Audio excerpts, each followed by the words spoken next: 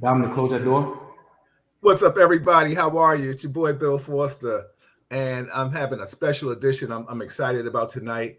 I really am. I got a gentleman with me tonight that I've known for over 30 years, and I'm blessed to call him a family member, a brother. But more importantly, um, he's an entrepreneur. He is a martial artist, and he's just a good, God-fearing man. His family are beautiful people. You know what I'm saying? So he's doing his thing. And with that and saying all that, if you're watching from YouTube, please subscribe to it. This is Real Talk Chronicles. I'm your host, Bill Forster. We have a segment of things that we do on Real Talk Chronicles. And excuse me, I'm going back and forth. I'm multitasking, but that's what I'm doing. And let me just run down the script of what Real Talk Chronicle does. It's a formative show that keeps it real. 100 all day, every day. That's what we do. The first Monday of the month, we have Assemblyman Al Taylor from New York City, because I'm based out of New York City. And we discuss politics and anything that's going on in the politics within New York City, of the five boroughs or extended. And even we can go further into the upcoming elections. The second Monday of the month, we have a world-renowned doctor, Dr. Marilyn Corder. She sits in, and for an hour, you have the chance to ask her anything you want to talk about, any health-related issues. You know, usually, excuse us, a lot of us don't have the time to talk to our primary doctors, you know, Nathan, and sit there and have an extensive conversation with them. Yes. The doctor's here for an hour. You type in the questions, she'll answer them. Wow. That's it. She's worked with Oprah, Steve Harvey. She's been involved with Flint. And the beautiful thing about it is this is my first cousin. So I've been exactly. The third Monday of the month, we have the First Lady of Def Jam. For those that know R&B, it's just called my name, Allison Williams. Wow. She sits in with me and we talk industry stuff. We just have real talk. And the fourth, I have things like this with special editions, what I'm doing tonight, or I may have my wife and I, and we sit in and we just chop it up on things. But you know, the beautiful thing is it's real talk. Without further ado, everybody, I need to bring, and you see the sponsors at the bottom of the screen. The Daily Arts of Survival is a sponsor. His son, Nathan Ingram. Oh, Jacob Ingram. Yeah. His son, Jacob Ingram, is also a sponsor with Ingram Taxes. We have quality speakers and other things of that magnitude. So I'll mention that throughout the course of the night. If you like what you hear, please subscribe to it. If you're watching it from Facebook, other social media avenues, share it if you support this brother or you want to support this brother here. Without further ado, everybody, I want to bring to the stage my man, Mr. I'm going to call him just Nathan Ingram right now, Sensei Nathan Ingram. He has another title, but we're going to be humble with this. And let me just say this. I'm a martial artist too. Let me humbly bow to all the martial artists that are chiming in and watching tonight. You know, everybody, Sensei Nathan Ingram. What's up, brother? How are you, my man? You know, first I want to say that I thank God. I want to thank God for giving me the opportunity to be on this wonderful podcast, and it would be with a good brother like yourself, who represents life and in every aspect of it, man, in a beautiful way. And it's a really good thing, you know, that you're doing. And I'm very blessed to be on your show. I don't take anything for granted, and I know that this is nothing but God here that has us together. Thank you, brother, for having me. Thank you. I appreciate you. Thank you. I like we were together not too long ago. And, you know, he was like, yo, Bill, I'm ready. I was like, you ready? Because we had talked about this. This has been in the makings for a long time to have you here. And the next time you come back, we'll definitely have your son with you, because there's a collaboration with you two. That's right. You know, right now we saw it with the origin, the creator. And first and foremost, shout out to everybody that's chiming in. I see you. If you have questions for Brother Nathan, please just put them in and I'll answer them. I'll read them to him. It's real talk. These are his answers, not mine. First and foremost, where are you originally from? I'm originally from the Lower East Side of Manhattan in New York City, 1 block away from Chinatown, born and raised down in that area. Back in the late 90s. Yes. And we're gonna say the late 90s, right? Exactly. So, all right, you're an LES brother, and that's a beautiful thing. because what's so funny, LES is its own city. You know what I'm trying to say? It's its own entity. When we look at New York City, LES is on the map. We can talk about Harlem. We can talk about LES. Lower East Side, for those that don't know where LES is at. That's where it reps. You know what I'm saying? So, okay, you grew up in LES. That's where you started, right? Did you go to school? You started school there? Yes, I did. I went to public school 126, which is on Madison Street, Lower Manhattan, and then I went to junior high school 56, and ultimately wound up at Seward Park High School. Okay. And then I'm not into did you finish college or whatever? Did you go into college or what happened with? I did not, man. In 1973, I believe it was, I got shot the year I was graduated from high school. Changed my life around. I was in a lot of people don't know I was a gangbanger. I was a New York City gangs, javelins. Prior to that, I was in the Kuan Yin, which is the Ghost Shadows, which is I was the only black member of an all Chinese gang prior to being in the Royal Javelins. I was in the Ghost Shadows from 1971 from 1970 until 1972. Yes. Oh, wow. Oh, so that's a history that a lot of people don't know, because the bottom line is I never knew that about you. Not that I was supposed to. And I always say that when people ask questions, they'd be like, oh, well, I didn't know you did this. I didn't know you did that. Well, you wasn't supposed to. That's something exactly. That was your history. Let's talk about the evolution of Nathan. How did you get into the gang, and how did you get out of? Because a lot of us know that it's kind of hard sometimes to get out of gangs. But let's talk about how you were able to change your life around and get out of that. Well, when the first gang I was in, which was the Ghost Shadow back in 1970, I was in junior high school. And once again, Hapkwai, which means black guy in Chinese. I was accepted by them. That's how a part of my martial arts career got started. Although I started in 1968, 1970 is when I transitioned to Kung Fu for a little while. I was accepted because I was, pretty much born and raised in that area. And they knew me as being into martial arts, and they took me into the gang. And the leader, actually, Nicky Louie, who still to this day is a good friend of mine. He's one of the only living Ghost Shadows still living. We became good friends, and I met my Sifu Peter Chan back then, and he gave me the opportunity to train with him at Horizon Youth Development Center, which was right behind my dojo in Chinatown. If you've been to my dojo before. Oh yeah, absolutely. So before I had that dojo, my first dojo was right behind that dojo, that school.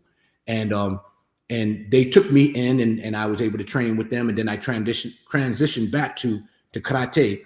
And then I don't want you to go, because I want you to give the history of the martial arts for everybody that's listening. And everybody, this is Real Talk Chronicles. That's Sensei Nathan Ingram. And we're going to talk about the history of who he is and how he has gone to being an entrepreneur and the leader, the CEO of the #1 martial arts magazine in the country. This is Real Talk Chronicles. Actually, worldwide. Number one martial arts magazine. So, okay, let's talk about the gang situation. I'm not asking what did you do in the gang and how you did it. Just talk about you were in the gang, you were respected to be an African American in an Asian gang, which is prominent because you're from that culture and you were down there. Just like I don't know if anybody remembers the Ball Busters, and I'm from the Upper West Side, Harlem, and it was a predominantly Dominican gang, but I was respected and loved because I was from the community. So I understand what you're talking about in regards to that. So go ahead, continue about the gang, please. So then in 1972, I joined the Hispanic black gang called the Royal Javelins, and they were based in the Bronx, but we had a division down in Manhattan. So I became the vice president of the Royal Javelins. Now, all through this time, I was training in martial arts. Because I was I was a very thin guy, and I used to get bullied in school, and because in the school I went to, the blacks were the minority. It wasn't like if you went to Harlem or Brooklyn, Bed-Stuy. We were the minority. I have a picture of me in school, and I'm the only black child in my class. And so I was bullied a lot. I was called nappy head, big lips, Mm-hmm. anything you can think of. And I was afraid, to fight back. And my brother said, listen, you're going to learn how to fight. And he, talked me into fighting back, and I did, but then I wanted to learn more. And one of my childhood friend, David Fernandez, who his brother is one of my top black belts now. He actually runs one of our school in the Village in Manhattan. And his brother, David Fernandez, introduced me to martial arts in 1968. Okay, stay there. That's where I want to go. I want to go there. Yes. You're in high school. When did you start first studying martial arts? I started in 1968. Okay, you were in high school? No, I was in the 7th grade. Okay, you was in the 7th grade. And what was the first style that you embarked on? Mm-hmm. How did you get into that first style? Okay, that was David Fernandez. And he came to my house, and my mother thought he was in his pajamas and he was in his gi, because nobody at that time, people didn't know what karate really was. Because Bruce Lee wasn't like Bruce Lee was very popular, although he had Green Hornet out, but a lot of people didn't have TV, and a lot of people didn't spend time watching TV like they do now.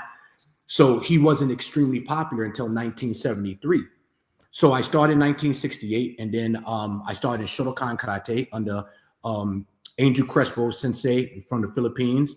Okay. And then I went to Kung Fu in 1971, 3 years later, and I studied a White Crane. I studied praying mantis, northern praying mantis, and I studied a little bit of southern praying mantis, just a little sprinkle of mantis.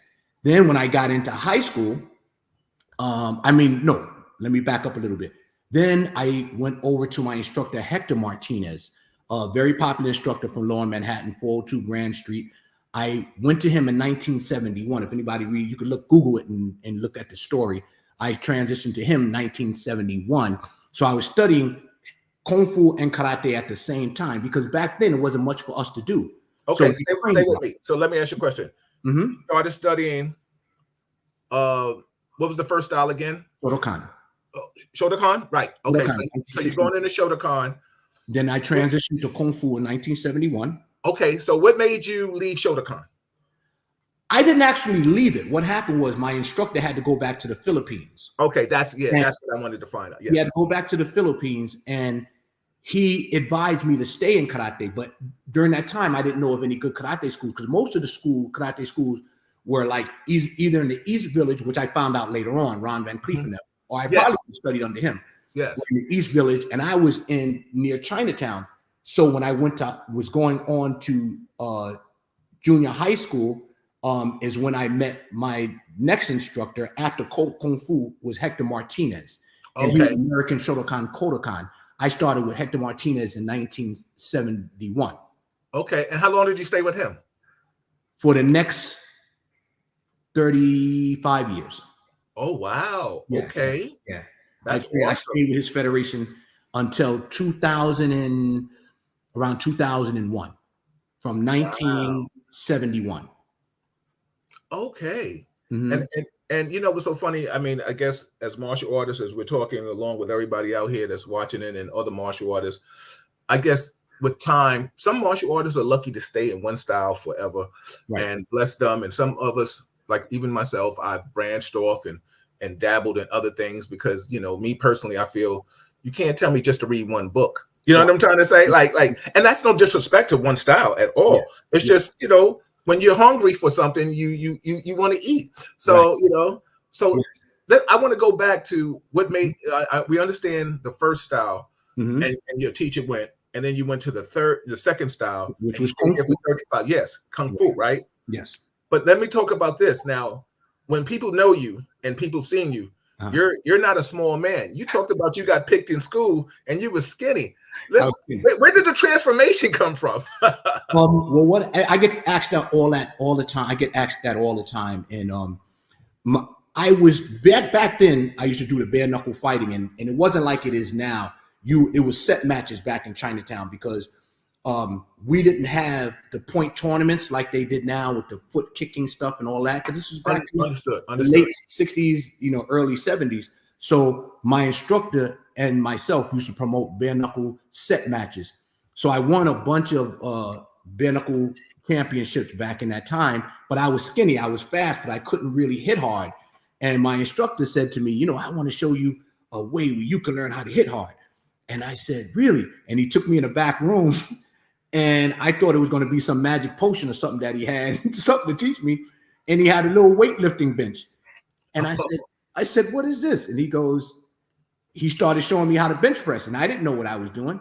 So I started, you know, doing a little bench press and arm curls, dumbbells. And I started doing pull-ups and adding to my calisthenics and a lot of push-ups. And my body just responded very quickly. Awesome. And I started adding, and I love push-ups. So I started adding thousands of push-ups a day. I think the most I ever did was about 2,700 for a day. Yeah. And then, you know, crunchies and run in the park. I put videos up of my training back then, you know, in the 70s, 80s. So, you know, and then my body just responded, you know, of course, you know, Nathan Ingram gets the steroid jokes and all that. And I laugh at them because it's usually the fat guy with the belly that does that. Of course. The hater. Yeah, exactly. Yeah. So, I mean, you know, the beautiful thing is you've been able to transform your body and to be an example for people that want to get into shape. Yes. You understand what I'm trying to say? Like you, especially one of my teachers, that he calls himself, he always says respectfully, my training partner. Yes. You know, you guys are like the epitome of working out. You know what I'm trying to say? Like, and you know, when you show your knuckles, you'd be like, oh my God, anybody's trying to get hit with all that. You know what I'm trying to say? Well, but, you know, shout out to all the martial artists that are watching, because the bottom line is there's a thing people laugh about, and I think you speak on it a lot. And we're going to get back into your martial arts history, but you talk about a lot about looking the part of the teacher. Yes. Elaborate on that for us, the people that are listening. When I was coming up, you got to remember, and I don't say this to offend anybody, and please, I'm not the kind of guy that would offend you or would want to offend anybody. But when I was coming up, there was no such thing as out of shape instructors. Everybody was in shape. I think modern technology have got people lazy, and they sit back and they can get on Facebook and just act like clowns on Facebook and eat their pizza and whatever they want to do. It doesn't, you know, they do what they have to do. Yes. I'm from the old school where I took my training throughout my whole life. I took it very seriously. And I remember my instructors, every instructor I had was in very good shape. My Goju instructor, Timothy Yearwood, Abu Bilal, and Hector Martinez, these were guys that were in incredible shape. So back then, you didn't really see martial artists that was out of shape because we didn't have all the distractions that these martial artists have today. And you know, and I see a lot of instructors spend most of their time on Facebook, you know, talking trash. And I said, you should be training. You spending so much time on Facebook disrespecting and acting like fools. You should be training. So I always say that because I don't think anybody ever walked into a karate school or to a fitness center and expect their instructor to look bad, you know, who's going to train them. You want to be able to motivate your students. I've never been the type of guy that have my students do more than what I could do. No, I've had over 20,000, way over 20,000 students. And I always challenge my black belts to calisthenics and to whatever, kumite, whatever they want to do. And because that was my way of keeping in shape and leading by example, not just talking or posting a picture of me bench pressing a little bit, but my belly is hanging over my belt. And I want you to come join my school, because that's not inspirational for a student. You know, you're supposed to lead by example. So I touch on that quite a bit, not to offend anybody, but to motivate, you know, instructors, even instructors that do that. I tell them, listen, you know, train, man. You know, talk is cheap. You can get on the Facebook and put up a 10-second video of you doing 10 push-ups, you know, but that's not showing us anything, because when you stand up, we can see what's really going on. Understood. You know, basically what you're saying is practice what you preach. Practice what you preach. And there's too many guys talking, and you know, I was thinking about this morning, as God is my witness. I wanted to say this now that I have the platform. We have this opportunity to say such positive things on social media and change the world. If we can just watch what comes out of our mouth and be careful of offending people and be true martial artists without being disrespectful to each other, without bragging and without calling people fake, just be true to who you are. Listen, you can call a person fake all you want. That guy or girl is not going to get up in the morning and put on a white belt because you called them fake. That's not going to happen. So you're wasting your energy. If you want to lead, if you want to say something, lead by example. Yeah. Don't get on. Use this platform to promote goodness. Use this platform to be a light to your students and represent what martial arts is supposed to be all about: integrity, honor. I say this all the time. You can post all of that stuff on the walls of your school, but if you're not walking that walk that you're talking, it doesn't matter to me what you post in your school. They're looking at you, what comes out of your mouth, what you're saying. And some of the foul stuff I see on social media, the cursing, the belittling, the sticking up of the fingers, the drink getting hot. These are instructors. I wouldn't have never thought I would see this. I don't want to offend anybody, but it is what it is. Well, we're having real talk. Yes. So the bottom line is we're not calling anybody personally out. That's up to you if you want to. But the bottom line is we're having real conversation, and that's what the whole essence of Real Talk is about. The bottom line is we want to speak the truth, because the bottom line is in this game that we live in this world. That's what I meant to say, is that we find people hating on you for reasons unbeknown to us. Yes. And I'm sure we'll get into delve into how many people, not the personal people, what I'm saying, the people, we're not naming anybody, but the fact that, like, how many people gave you so much resistance when you started this magazine. But let's go back to, okay, we're on the positive energy of you showing who you are. Now, you're 35 years in this one style. Yes. Take us into when you first started opening up a school. I first opened my first school I opened up was in Horizon Youth Development Center. It was a community center right in front of Chinatown, smack in front of Chinatown. It's still there to this day, called Mariners Temple Baptist Church. They allowed me to use the basement of their church to start my class. That was in November of 1973. I got my Shodan that year in June. And like I said before, going back, I got shot July 2nd. You could actually Google that. July 2nd, 1973. And that bullet changed my whole life. And that's when I decided to take my martial arts to a whole nother level. When I got out the hospital, I said, I'm going to change my life. So I did. And I started teaching in 1973, and I never looked back. I've been training almost every day since. Wow. Yeah. Respect to that. Yes.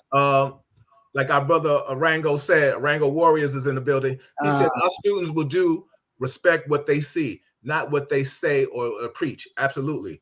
You know what I'm saying? Shout out to everybody chiming in. Shout out to all the martial artists that are in, just all the Jane and John Does that are not martial artists that want to hear about this man right here. Get his flowers tonight on Real Talk Chronicles about how to become an entrepreneur, but also walk the path of a martial artist. So this is what we are all about tonight. And we're giving him his flowers right here and now. Shout out to everybody. I see you. I'm trying to say hi to all of you. So anybody out there that's looking at me and you see me typing, I'm giving everybody their flowers, and I'm saying hello to you all.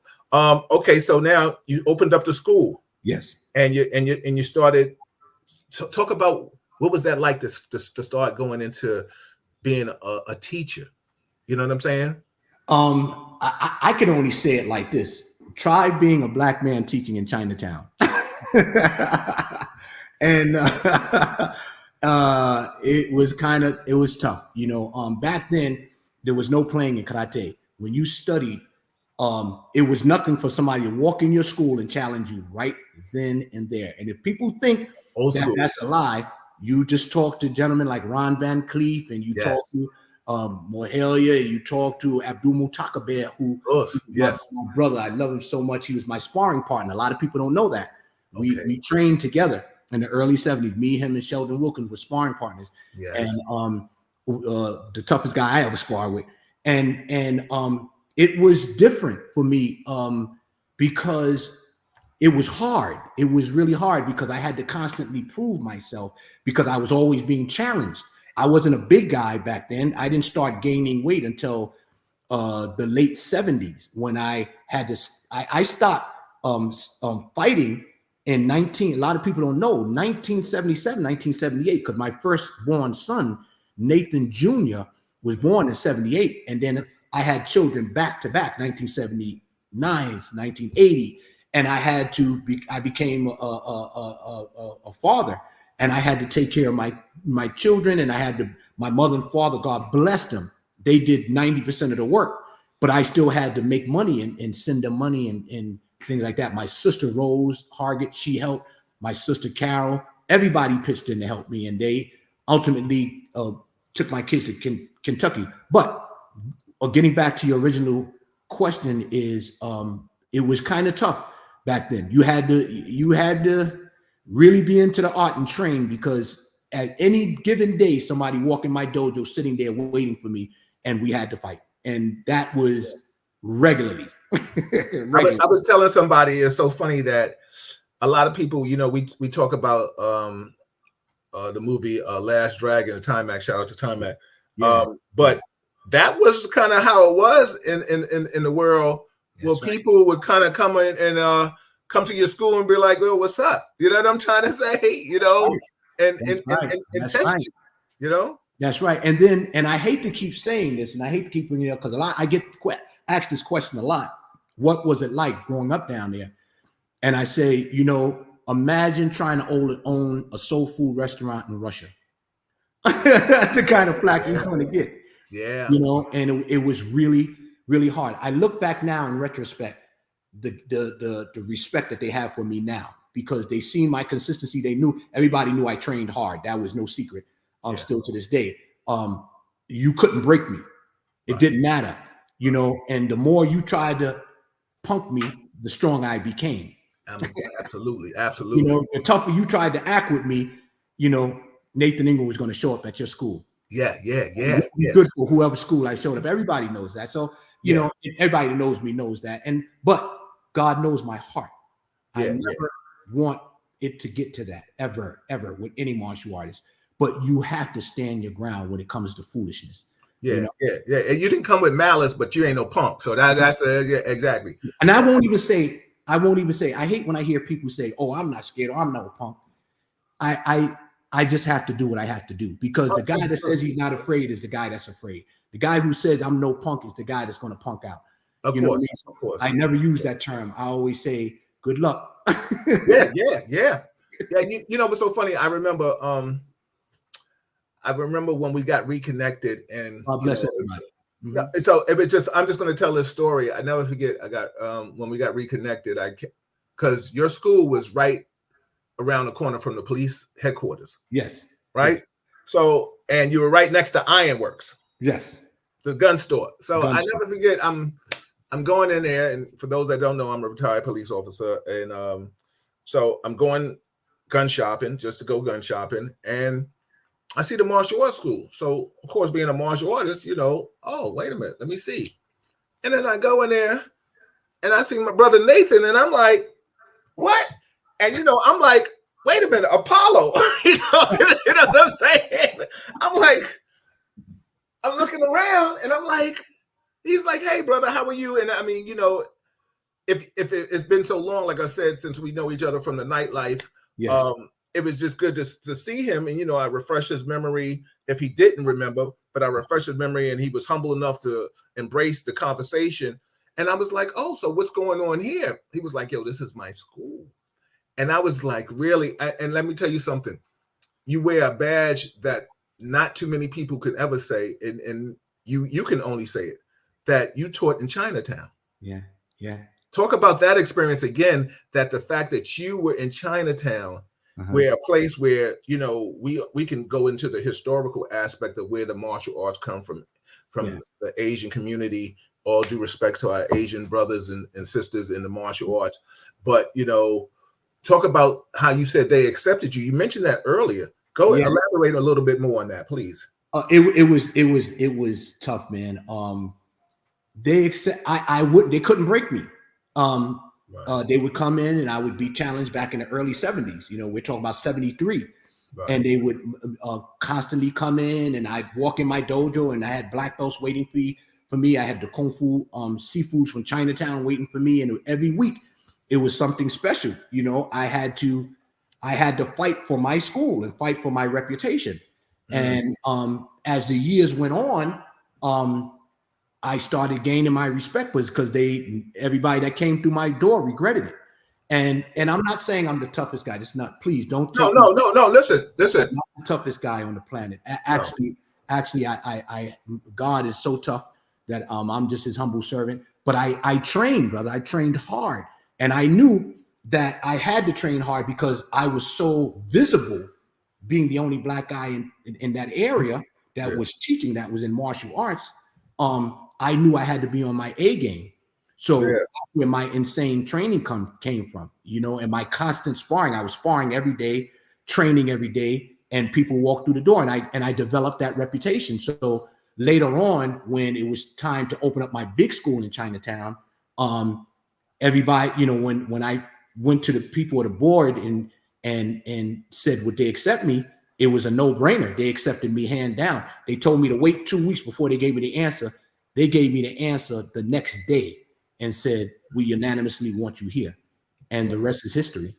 And it was a beautiful school. It was 7,000 square feet. I had jacuzzi, steam rooms, weight room. Remember that? I had it all there. Yeah. It was beautiful school. It was multi-purpose school and state of the art in the early 20s, man. We was state of the art school. Yeah. Shout out to Daily Arts of Survival. Now it's so funny. That was the name of your school, right? That you just transitioned that into the magazine. But we're going to talk about the magazine in a few minutes. But let's talk about how you got the name. Let me tell you this. A lot of people don't know this. I got a habit of pointing my finger a lot, and I get people get It's on. All right. We're at the screen. We can point. He can point at the screen. Go ahead. DAS is originally called DAS, not DAOS. I make a separation of the two. DAS is our Karate Federation. I got that name in 1974. I came up with the idea in 73, but I patented it in 1974. It was called Deadly Art of Survival. And when we came out with the magazine, I don't want to talk about the magazine yet, but when we came out with the magazine, we put the O in so we could distinguish our system, because we never wanted anybody to think that because they're in the magazine, they're part of our federational system. No. Deadly Art of Survival magazine is totally separate from my karate school. Totally separate. That was developed 50 years ago. So, and Deadly Art of Survival magazine we're only 2 years old. What's so funny? Lou Markstrom said, my good friend Sarah taught yoga at his school. Nathan and I just realized this a few weeks ago. Shout out to your people. Vivian Garcia, shout out Viv. I think she's a student of Dave Thomas. I think, Viv, that's what you studied, right? She said, so much respect to you, Sensei Nathan. Absolutely. Now, what's so funny? God bless you. Yeah. I still have a surprise for you. I hope they chime in and if they let me know. If not, then I'll just tell you who it was later on. Okay. But anyway, you're teaching in Chinatown. So you did Kung Fu and you did Karate Federation. Tell me how your style. What is your style called that you're teaching right now? Okay, it's called Shokujutsu. I have a black belt in Shotokan. I have actually a 4th dan in Shotokan Karate. I have a Yodan Shotokan Karate. I have a Sandan in Goju Karate. I have a Sandan, and I have a black sash in white crane. And now they don't give black sash and white crane. I don't think they do, but back then I did under Sifu Peter Chan. Yeah. And I also have a 6th dan in Jiu-Jitsu. Okay. And on my bio they have it wrong. I have a 6th dan in Jiu-Jitsu under Taiwan Apante. So I combined all these systems because I just love to train. Everybody knows me. I love training, Absolutely. And back then, that's all I did. I didn't watch TV. I didn't find out about like In Living Colors and certain TV shows until the early 20,000, whatever you call it. And I didn't know anything about a lot of these shows. I never watched TV. So all I was doing was training 10 to 12 hours a day, every day, along with working. So all I want to do was train in karate, train in martial arts, and that's what I ultimately did. So I combined the systems together, and we just kind of modified the katas and stuff. And a lot of people don't understand that our Asian brothers and sisters and the Okinawas and the Japanese are much shorter than us, so we can't perform like they do, getting into the deep stances just to come out of it to throw a kick. Yes. So I started lowering the kicks, and I started bringing the stance up a little higher. I wouldn't lock my, I wouldn't isolate my hips. I would throw my hip into the punches. So I just did little modifications, and it worked, and everybody respected, because, some people talk about legit. My thing is, what's legit to me? Just train hard. respect the art, train very hard, do it with integrity, and be kind to everyone. Well, the bottom line is it's your system, mm-hmm. and shout out to you for implementing something and taking something. It's like taking a bunch of food. I go back to my brother Ray, Latin brother. He would say he would take a bunch of leftovers and put them all together in a pot and make it all together. And he was like, "Yo, as long as I'm eating, I'm good." So I say all that with humor. That the bottom line is when we take these systems and you make them comparable to the street, and you know what I'm saying? Because reality is a different thing. Like, you're not doing a straight, you're not fighting in a horse stance or a straight, kata stance in the street. Yeah. So you're making things comparable for the street. Yeah. And that's what the reality is, because the bottom line is, I tell martial artists, I tell people all the time, people who like, yo, I say, when I was doing organized crime with your nephew, fighting in the street. Yeah, listen, it's a whole different thing. You scratching and fighting and biting. You doing what you got to do. Let me tell you. I worked in the club, for 30 years. As a bouncer, you remember me from there. Yes, and I worked in some of the worst clubs on the planet. Yes, and some of these black belts get out there and they throwing their pity pat punches and kicks and they think expecting somebody gonna stand there and hold their arms out for you to do 1,000 combinations. You get out there, if the fight lasts more than 3 seconds, you had a long fight. It doesn't work like that. And I had friends killed, murdered, stabbed, stomped, beat down. I got my butt whooped in 1981 in a club, underestimating a guy and thinking I was stronger than him. And I thought if I hit him, he was going to go out, and he didn't go out, and the whole fight changed. And that made me even train harder. And some of these martial artists, that they get, what they do is they get themselves a false sense of confidence, thinking that only my style is going to work. No, man, you gotta know how to box. You got to know how to do this. You got to know how to do that. And it doesn't hurt. A lot of guys don't want to train hard, so they'll stick with what they know. And you got to think out the box, because the average street fighter nowadays are watching YouTube, they're watching social media, and they're learning stuff. They're learning how to choke you out. They're learning how to throw you to the ground. And if you go to the ground, you're going to get stomped out. In my hood, where I came from, you're going to get stomped out. So I think that is good to add. It's not for everybody. I don't knock traditional karate. I do partially traditional. I came from a traditional background. A lot of people know that I came from a traditional background, but I don't swear by it. I swear by whatever works. Absolutely. And I don't swear at all. But if I had to swear, I swear by whatever is going to work for me, that's going to protect me in the street.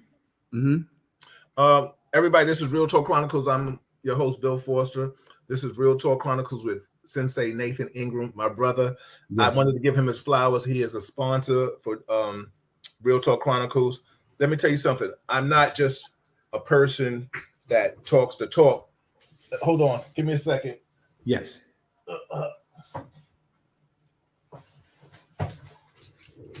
I'm a supporter too. So let me tell you something. When we talk about supporting business, you can either black business or business of a person that you respect and you love.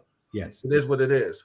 Yes, I never asked this man for a handout or a favor. I just asked this man, tell me where the link is at, and where I can go buy it. We're going to talk about later on where you can get these magazines at, and like I said, it's the number one. Yes. We'll talk about how he picks his people in his magazines and stuff like that. But let me just read some comments. My brother Mark, he says, one of the biggest regrets is being stationed in Japan and not fully taking advantage of the arts while there. That's so funny. Mark, I get it. I didn't get into martial arts until I was 25. My mother told me I wouldn't live to be 25. And that's what caused me to get into it. And, I'm, back in that game, like you talked about that life. Yeah. Sometimes it's hard to be good and bad at the same time. Right. And sometimes you're trying to weigh and sway. And I got into a situation one time where I took my mother out. We was having like a son mother, night out to eat. We was just going to get some pizza. And I saw a derelict. He was panhandling. And he went into a store on Columbus Avenue And I don't know what they must have said to him, Nathan. It must have been so disrespectful. And he was very weak and fragile at the time. He came out and he took the brick at the tree well and he threw it through the store window. Right now, I'm watching all this while my mother and I are walking to the pizza shop. I'm talking about Ray's on Columbus Avenue on like 82nd or something. So we're walking, and we watch him throw the brick through the window. So next thing you know, he starts a run, and we're talking about a frail man. I don't know if he was malnourished or anything of that magnitude. Right. But he's running. Some guys come out, and of course they were. I don't know what their ethnicity was, but at the time, all I see is white skin. So I don't know if they were Greeks and stuff like that. And I'll tell you, this is just where my mother put that bug in my ear. And so they're chasing him in the street, and he doesn't have the energy to really escape, and they're on him. So they stop him, and this is in between a block of 83rd, maybe 82nd. So they have a bat. One dude wails on him, boom, hits him. He falls down. I'm like, okay. He breaks him down. Don't want him to run. Boom, hits him again with the bat. I'm like, okay. Then he continues to hit him. But I'm like, yo, now wait a minute. He's a man that has a physique. So I'm like, wait a minute now. When do you want to taste it? You know what I'm saying? Like, when do you throw the bat down and want to put your hands on the cat? Right. So now he's hitting him with the bat. I took it another way, and I ran and I got involved. Right. And my mom's is like, yo, what are you doing? Now I'm in the mix of this. Right. And she's like, yo, what are you doing? And once I got involved, they stopped. I guess they was like, yo, who's this dude just getting involved with, without any remorse. Right. And I wasn't training at the time. I hadn't even started training. So like, I'm just getting in and like, cause I'm on some, my waist is heavy. Like I'll rock with you cats. You know what I'm trying to say? Yeah. And for anybody that understands the terminology, I'm talking about waist heavy. I had something with me, and but I broke it up, and it didn't even escalate to that. It was just me being a dude that I thought I saw something unjust, and I got into it, and so I'm breaking cats up. I'm pushing. I'm squaring off. And then my mother's coming, and these dudes are like, yo, who is this dude? And she's like, yo, what are you doing? As she's pulling me away, we're walking away. And she's like, you're not going to live to be 25. Wow. And I'm like, that messed me up because my mother had never told me that. You know what I'm trying to say? So I'm going back to the story when you're talking about your inner gang. There's always something for anybody to catapult them into another state of mind. Right. You know what I'm saying? Sure. My existence meant for me to be my mother's child and my father's child. Yeah. For them to tell me that hurt me more and made me want to get a structure, a control over myself. Like you said, we've all, like, I've never had a rough exterior. To this day, I still don't have a rough exterior. I don't have the physique. Like, a person will look at you and be like, yo, I don't want that smoke. You know what I'm saying? But you may be the most passive individual going. You still may be the most dangerous, but you have a physique that a person is going to understand that I don't want that smoke. Me, I don't have that. So all my life, I've had to train to control the beast. Yes. Yes. You understand what I'm saying? Yes, because I understand I'm the cat. Like, please leave me alone. You know what I'm saying? You know how a cat will walk and mind his business, and then when you mess with a cat, he'll turn his back and get ready to get into it. And I'm nobody tough and anything, but I'm just trying to say that, when that button is pushed, you never know what's going to happen to a person. Yeah, you understand what I'm saying? Like you said, you was a skinny guy, and you wasn't taking that. You wasn't accepting that energy and that problem. And you fought and you did that. Just like when they came to your school, you had to train to make sure. And the moral of the story is training and understanding who one is. You know what I'm saying? I'm you and I both. That's why I guess our relationship is so beautiful, because we're both on a peace mission from God. Yeah, absolutely. You know what I'm saying? Yeah. You know, the martial arts is so much bigger than just kia and punching and kicking and stuff like that. It's what you do for your community. We're going to talk about your community stuff too. But let me just read some comments real quick. Okay. Lisa said, Nathan definitely deserves his flowers. I have much respect for him. He has truly proven to be a great martial artist. Lead by example. That's Lisa Fawcett. I don't know if you know who she is, but that's who she said. I do. Grew up in my neighborhood. And Mark said, he said, Bill, could you ask if he's familiar with Doc, aka Cliff? He worked for Moss Security for years. He got me into bouncing. I don't know if you know that person. I mean, you know, a lot of times back then, you know, security people, you know, we know people, we don't know people. So a lot of times, go ahead. Do you know that individual that he just mentioned? He's actually my cousin. Oh, hey, yo, Mark, how crazy is that? Yeah, he's actually my cousin. He is one of the baddest martial artists on the planet. I haven't heard from him for a while. We worked in numerous clubs together. He was one of the guys that would kick your dojo door in and walk in, and if you wasn't prepared, you were getting a butt whooping. Doc Cliff Williams, and he was legendary for that back in the 70s. Legendary for that. Oh yeah, bad man. Beautiful. Yeah, 6'5", 290 pounds of muscle. How beautiful was that? Everybody, this is Real Talk Chronicles. I am Bill Forster. That is my brother, Nathan Ingram. We're talking about his martial arts flowers. I'm giving him his martial arts flowers tonight because a lot of times we live in a world where people hate on you when you shine. He's shining right now. He has the #1 martial arts magazine in the country, the world, whatever you want to say it. I got to give it all out there. And he's a good brother. Well, thank you. He, you know what I'm saying? And I wanted to do this. He wanted to do this. And we finally came. The time was right. The stars were aligned. Shout out to everybody that's rocking and watching with us. If you like what you're hearing, please share it. If you're watching from Facebook, share it. If you're watching from YouTube, please subscribe to it. We have great content. We have Assemblyman. He brings in a lot of people. You know, on Real Talk Chronicles, I've talked to the mayor, to the DA Bragg. We've spoken to doctors. We've talked about anything that you talked about. We even haven't discussed the Wednesday shows where we talk. I have my roundtable of former law enforcement officers, and we talk about issues pertaining to how to make the community a better place and what can we do as people to get back to a culture where we were raised in a village. So if you like what you hear, please subscribe to it. Lou says, done. Thank you, Lou. I appreciate that. And then I know Robert Heighton, he says that the intended purpose of the magazine when it started, do you feel like you stayed on that task? He says he has a lot of questions for you. I'm going to come back to that because I still want to talk to you in regards to your martial arts training. Okay. And I want to lead to how you got to think about doing this magazine. Okay. So right now, you're training, teaching, yes, and you have a system because you, like you said, you know, it's a beautiful thing.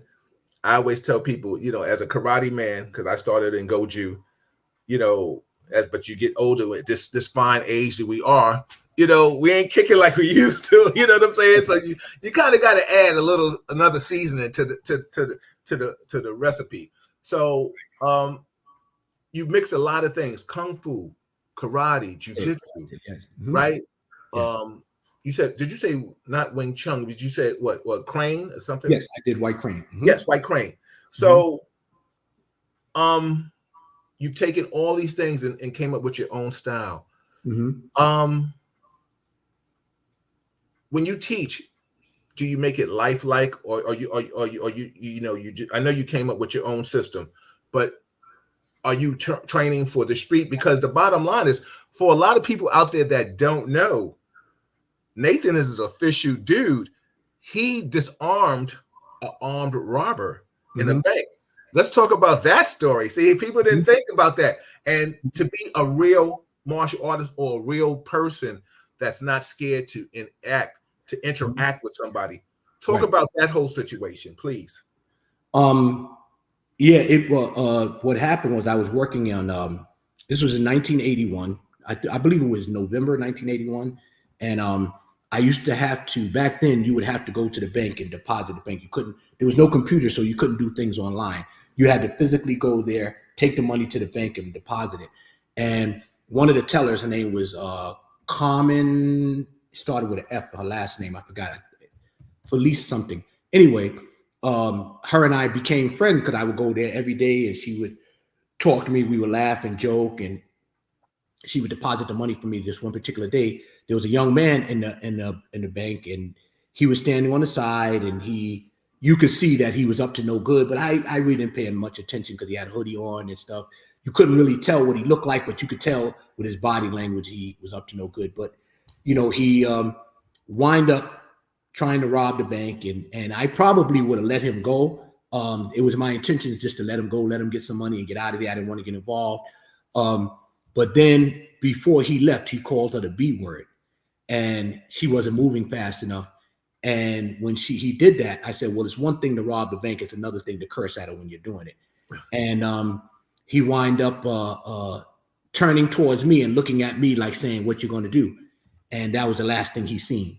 And yeah, pretty much he got jacked up. And didn't want to do it, but I had to do it. And I want to clear something too. Somebody had said, there was a person that had made fun and said the guy was 16-year-old, and the 16-year-old back then wasn't the 16-year-old like they are now, soft. This guy was wasn't a little guy, and you couldn't tell his age. You don't wonder what age he is under his hood. You just do what you got to do. And and somebody tried to make light of that, and I who is a person that pretty much has a big mouth anyway, and I said, you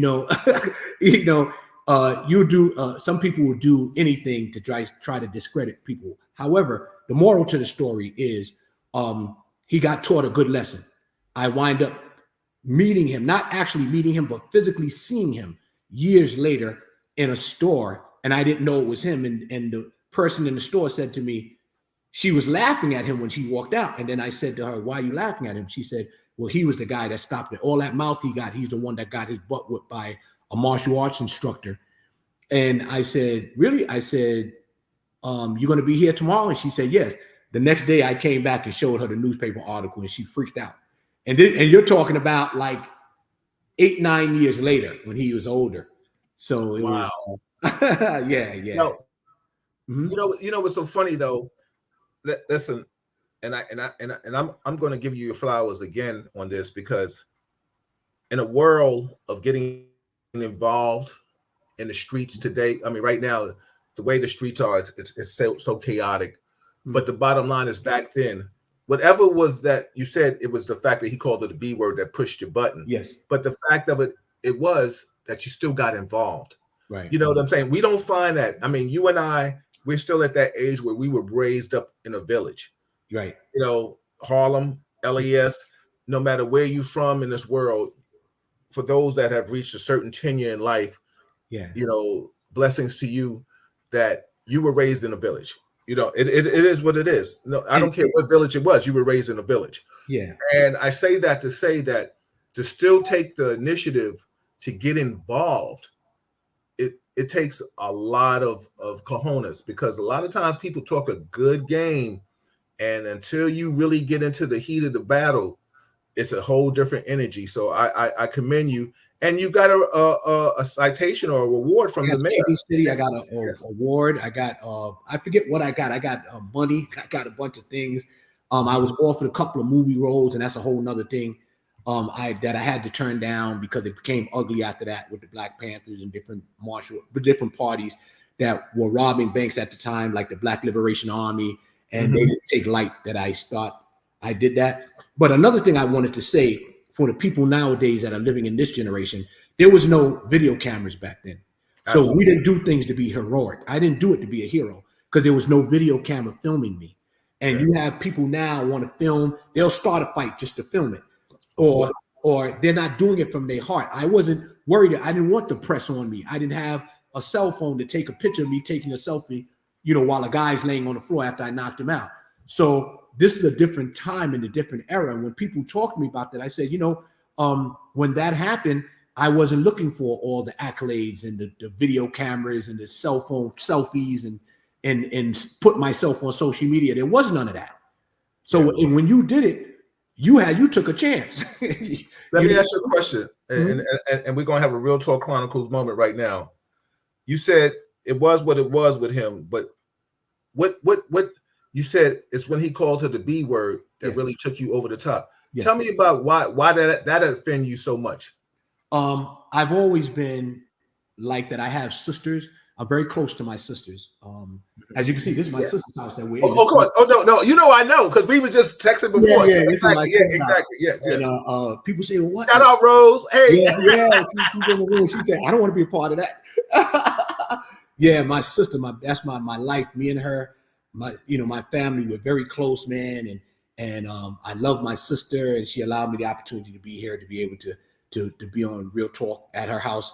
And when he called a B word, I have sisters, very close. I have daughters now. Women. I ran a women's rape prevention program for years, and I was always into women being able to protect themselves and respecting women. My mom, my sisters, I respect them. My mom is gone now, but we got to respect our women. That's very important. Men don't do that. Too much no more, and cursing around them, acting like fools around them, and being disrespectful. I just think it's really bad, and and I did that my whole life. I was like that my whole life, and that was back that's almost, you're talking about 43 years ago, whatever. Yeah, 43 years ago, I think that was when that happened. Wow. But you know what's so funny? What's that? We all understand there's certain things that cause us to feel a certain way. You know what I'm saying? Like I said, it was me seeing a man getting hit. I don't like bullies. Right. I never liked bullies. Yeah. You know what I'm saying? Well, what's crazy? Martial artists, a lot of martial arts instructors are becoming bullies, but they're becoming Facebook bullies. They're becoming social media bullies. And I had an incident, and I'm not going to mention any names because I don't want to stir up the pot. But I had to straighten out a dude, getting on Facebook and slandering my name and talking, and didn't think there was going to be repercussion for his actions. And my father always used to tell me, watch what comes out of your mouth, because once you release it, you can't take it back, and you got to be responsible for what you're saying. And I made this individual responsible for his coward words. And, we as instructors, we got to do better. You getting on there and acting tough, but then when you're confronted, you have nothing to say. Well, it's so funny that you say that, because a lot of people get on there and they, these keyboard thugs, and then when you see a person face to face, it's a whole different energy. I'm that guy that'll go to your school. I'm that guy that did that my whole life. I said, I'm not doing the talking. I'm gonna show up and see you. Remember that, you guys that decide you want to get on Facebook and act crazy. When I see you, it's not all about hello. Sometimes it's about goodbye or good night. You know what I'm saying? We got to respect each other, and we got to act right. And I'm not playing the tough guy role, but one thing I do know is I'm a martial artist, and I take pride in being a martial artist, and in every aspect, with respect, honor. If you meet me, I try to be nice to everybody. I don't want to be tough. I don't want to talk loud. I don't want to get on Facebook and call people names and act like a fool. That's not an instructor. You're not a martial artist when you do that. You're a bully and a coward, behind Facebook. And I say that to all you martial artists.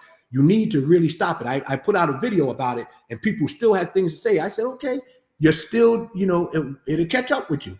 And it needs to stop, because we have our students watching us, and we got to be careful of how we conduct ourselves and how we act. We have our students watching our behavior. We don't want them to become, we have little children watching us, and we don't want them to become fools like this. This is wrong. Instructors, this is wrong. This is wrong on every level. Yo, listen, the person that I wanted to come in, everybody, this is Real Talk Chronicles. I'm your host, Bill Foster, with my special guest tonight, Nathan Ingram, the CEO of Deadly Arts of Survival, Sensei Nathan Ingram. He's been in martial arts 52 years or plus. And the person, I got to break this in, because I'm texting them right now as we were talking, and I read everybody's comments, and I'm going to go to those. Okay. But the person that was going to come in is a former LES family member. Okay. I'm gonna see if you guess the name because they're listening right now. Okay.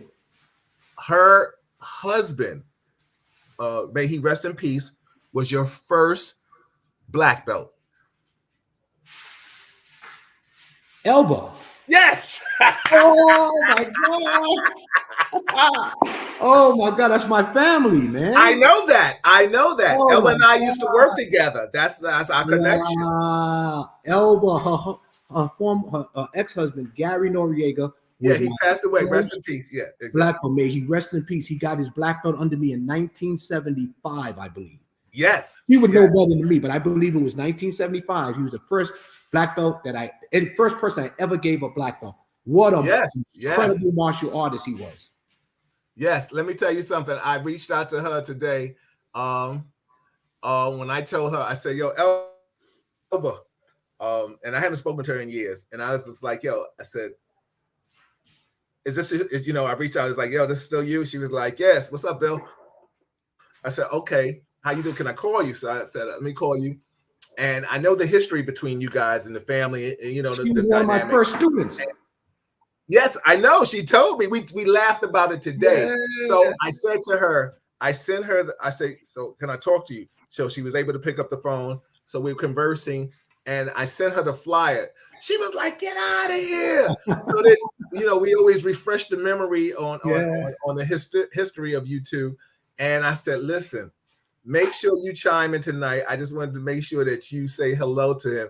So she was texting me that she's saying she was having a little problems. So I just wanted to say that she just told me, she said, "Give Nathan my love." Wow.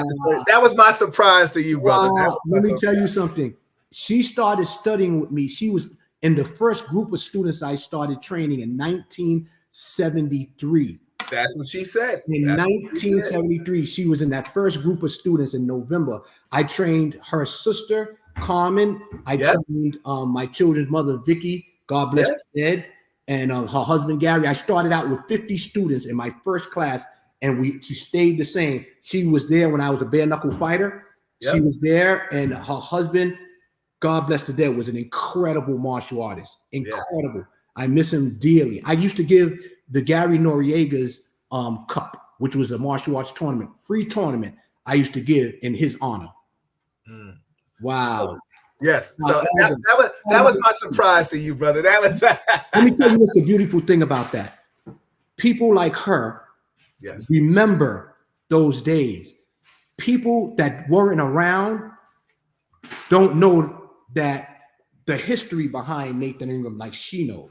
Yes. And that's a beautiful thing to me because martial artists have a habit of trying to make you feel bad and water down whatever you've done. But when you have people that have been there as a part of your history, there's not Facebook, nothing else can top that. God bless you, Elba. I love you and the family. So she's listening. She's in. So let me just say this. I say this all the time, and you can take this slogan and run with it. I got two people. I got a bunch of people that's running with it. A story ain't true unless somebody can co-sign it. Yeah, man. And that's why you said she was there. Listen, people when they can co-sign your story, you don't even have to tell it. They tell it for you. Yeah. Because the bottom line is that's history. Yes. And that's a beautiful thing. Yes. Everybody, this is Real Talk Chronicles. I'm your host, Bill Forster. I got my special guest tonight, my brother Nathan Ingram in the building, Sensei Nathan Ingram, the CEO of Deadly Arts of Survival Magazine. We haven't even got to that yet. We have some time. We're gonna rock out and we're gonna chop it up. She's sending hearts. She's sending hearts. Appreciate you, Elba. That's my girl. She used to hold my time down, baby. Listen, she knows about my whole career. I knew her when I first started in karate. Yes. She'll tell you we lived in the same building. When I started in 1968, we lived in the same building. And then when she was around when I got my black belt in June of 1973, and she became my student in November of 1973. Wow. Yeah, that was my surprise for you, brother. I told you earlier. I said I got a surprise for you. But blessings are always. And I love the way she speaks of you. I love the way you speak of her. Yeah, and that's why, as we move along in this thing called life, a lot of times we lose connections with people, even though we may still see them or hear from them some way, somehow. But let me tell you something. It reconnected us because I reached out to her and I was like, yo, listen, I got your boy. You know what I'm saying? Like, and she was like, what? You know what I'm saying? And it was just joyful conversation. Yeah. And, you know, it just, her and I talked about, you know, our old jobs and stuff like that. So it's just a beautiful shout out to Elba. You appreciated, you loved, respected. Absolutely. And we have to converse with you. I have to converse with you a little later. Let me just read some comments, okay, questions real quick. Lou says, love how the universe works. Remember when the story happened back in 1981? I was 11 years old, martial artist, and found it inspiring scene. The difference of a martial artist can make, and the interview with the Mayor Koch, and now full circle is being friends with Nathan today. That's a beautiful thing. So I think Lou is what he's trying to say is that how you inspired him to be a martial artist, and then you know full circle because you know back then I remember that article. I was an adult, and you know you hear I was like, wait a minute, that's Apollo. Like, you know what I'm saying? Like, wait a minute, I was just with him in the club and like he twisted somebody out and you know in a bank. Like, okay. And you know, a lot of times the way our nightlife went back then, we saw each other at night, but we didn't have time to converse about, you know, that situation. Right? It was like, oh, good job, boom, boom, boom. But unbeknown to a lot of times, you know, we're from an era where we was taught kind of so and so. Don't tell people you're a martial artist because people will try you. You know, I don't know where this bragging stuff comes from, man. I don't know what these guys get on Facebook and they brag and act a fool. It's just crazy. I didn't talk about that bank robbery thing for years. I refused to do interviews for years until I finally did an interview. And I had told the story how the Black Liberation Army and Black Panthers came at me, and you had one person on Facebook, and once again, I won't say his name, I'm gonna save his face. From being exposed, but he tried to deny that the Black Panther, I was lying. The Black Panther didn't come after me, and matter of fact, a lot of people don't know I have a movie coming out of my life, and it tells the story about what happened with the Black Liberation Army. A lot of people don't know that a lot of Black Panther members went to the Black Liberation Army, so it's all you know. It was about peace at first, and then they became bank robbers, and just a whole nother story. Understood.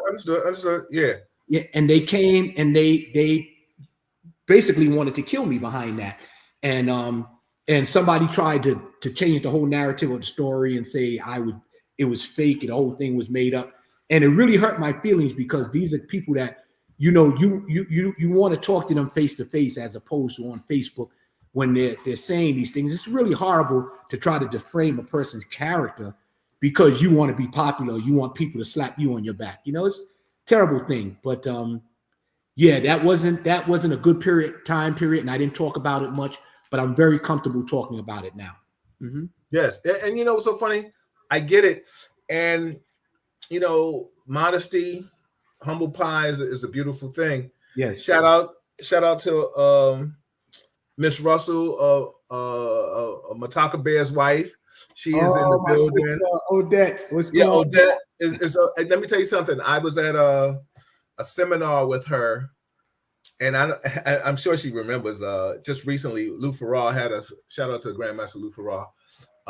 He had a seminar, and she was doing knife things, and it was so funny. I don't know if she remembers. It was just like every time she was doing a cut, I was like, yeah. I was getting excited. Like everybody else. Listen, sometimes you just, listen, your little, you know, I'm gonna use the word affectionately. Your little demons come out. She was like, yeah, she was cutting it. She was like, yeah, you like that, huh? I was like, yes. But we had a good conversation. We took some pictures. It was great to meet her. Shout out to her and her husband. Abdul Mutaka. I know. I think he had a procedure recently or something health related. So we're sending prayers always, and hopefully he's that's my brother. Yeah. We both had the pleasure of being affiliated with the teacher. Rest in peace to Musaware, Monroe Marrow. And I was watching Mataka Bear do a thing with Tai Chi recently. He said he did this right before his procedure, and it just reminded me so much of Musa Ware and how much I miss him.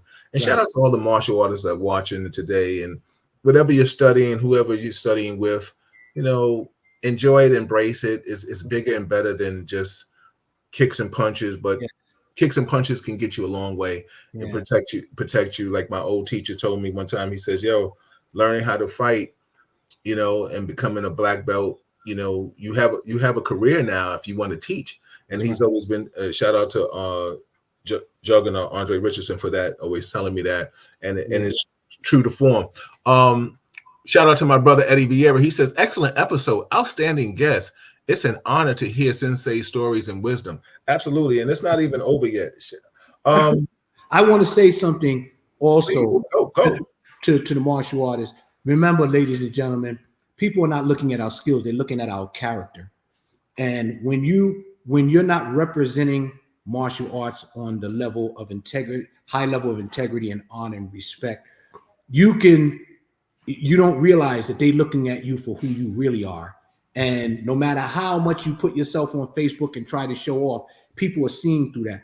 Please be careful. Let's send a better message to the martial arts community that we're better than that. Let's be honorable. Let's be respectful. And let's respect each other. Please, let's do that. Because the toughest guy is not the loudest guy. The loudest guy is telling you where he's come from. It's the more humble guy and woman that is more respectful, and are tough. Mm-hmm. I'm gonna go down a rabbit hole with you. Mm-hmm. You've mentioned this several times, and I understand it. And let's talk about. We're gonna come back to the positive, but let's talk about the hate that you've received. And when I say hate, I'm not talking about Israel, Palestine. I'm talking about just negative energy that you've received. That it's caught your emotions a little bit because you're upset with it. Let's talk about how you feel like this magazine has caused people to talk BS, right? Let's keep it 100. This is real talk, right? Yeah, the haters. Yes. Elaborate on that, and we don't have to talk about names. We're not talking about names. Yeah. You handle that on your time. I mean, if you bring it out, I co-sign it because in this world of journalism that I went to school for anybody that wants to know why I'm doing what I do, I went to school. Now I'm capturing my passion after law enforcement. Yes. That's what I do.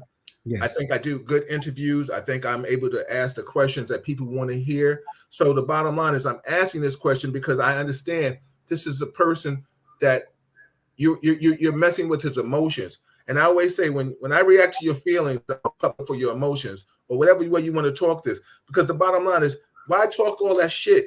And I got to keep it 100 sometimes. People talk all like caca. And when they see you in the face-to-face, they're the first ones that want to take pictures with you. So I'm gonna yield back and give it to you and let you talk about whatever you're feeling, brother, on this. People take it as though I think it's this. I don't feel that there's a lot of hate towards the magazine. I think it's so much love comes from the magazine. We get a lot of love. I think the hate comes from the jealousy of the accomplishments of the magazine. And when you don't have a platform, you try to make your little platform you have bigger in everybody's eyes than what it is. But they don't realize I support that. I'll support the small platform. The magazine was supposed to be for the small martial artists, meaning the martial artists that wasn't getting all the accolades like the Bruce Lees and Chuck Norris and stuff like that. I just think that there's a lot of hate going into martial arts in general. And not amongst, there's only a couple of knuckleheads that get on there and act like a fool, guard up, watch your back from this one, watch your back from that. And it's so stupid because when you stay to yourself and you respect yourself and you're honorable, you don't have to watch your back from anybody. You know what I mean? You just live your life and you know what? This is how you control people, with fear. Understood. You control people with fear. You make them think that they have something to worry about and they start becoming afraid. And then what they'll do, they'll gravitate to the guy who talks the most. But usually the guy who talks the most is the weakest. He's just loud, you understand, unnecessarily. It's like a loud bomb with no effect. So understood. I just speak up for the martial arts hate that goes on in the community, because all of us study different styles. We all trained hard. We all did this. We all did that. We should respect and honor each other as opposed to talking behind each other's back, doing dirt behind each other. They had one guy said, oh, his magazine is not going to last past the summer. He's done. And ever since he opened up his big bout, we got stronger. 15 times in a row, #1. And we're getting ready to make a big announcement tonight. And Amazon and us are really good friends now. You know what I mean? Absolutely. And the more absolutely. I'm gonna take it a step further. The more you attack a man of God, the harder it's going to be for you in your life. And so funny, people don't understand that. Listen, I tell my wife all the time, and I got my family on here. I call them my family. They are like that. And Grant Johnson is in here. He's a world champion wrestler. God and bless. I made sure that he was here because when we talking Black accomplishments, and I use the word Black accomplishments because in the world a lot of times people don't give us our flowers. This has nothing to do with color and stuff like that, but we want to support people of color. I'm a big historian. I'm big on supporting our people. Like Elba and I, we just had a conversation earlier on just knowing your history. So the bottom line is we are all intertwined. You know my history too. We're all intertwined. Let me tell you something. When the blood is red from all our veins, don't think anybody's better than the other person. I say all that to say, shout out to my family, Grant. You know what I'm saying? I'm going to interview you one day, Grant. Don't get it slick because your accomplishments. You're Olympic gold medalist in wrestling and stuff like that. And everybody has their walk of life.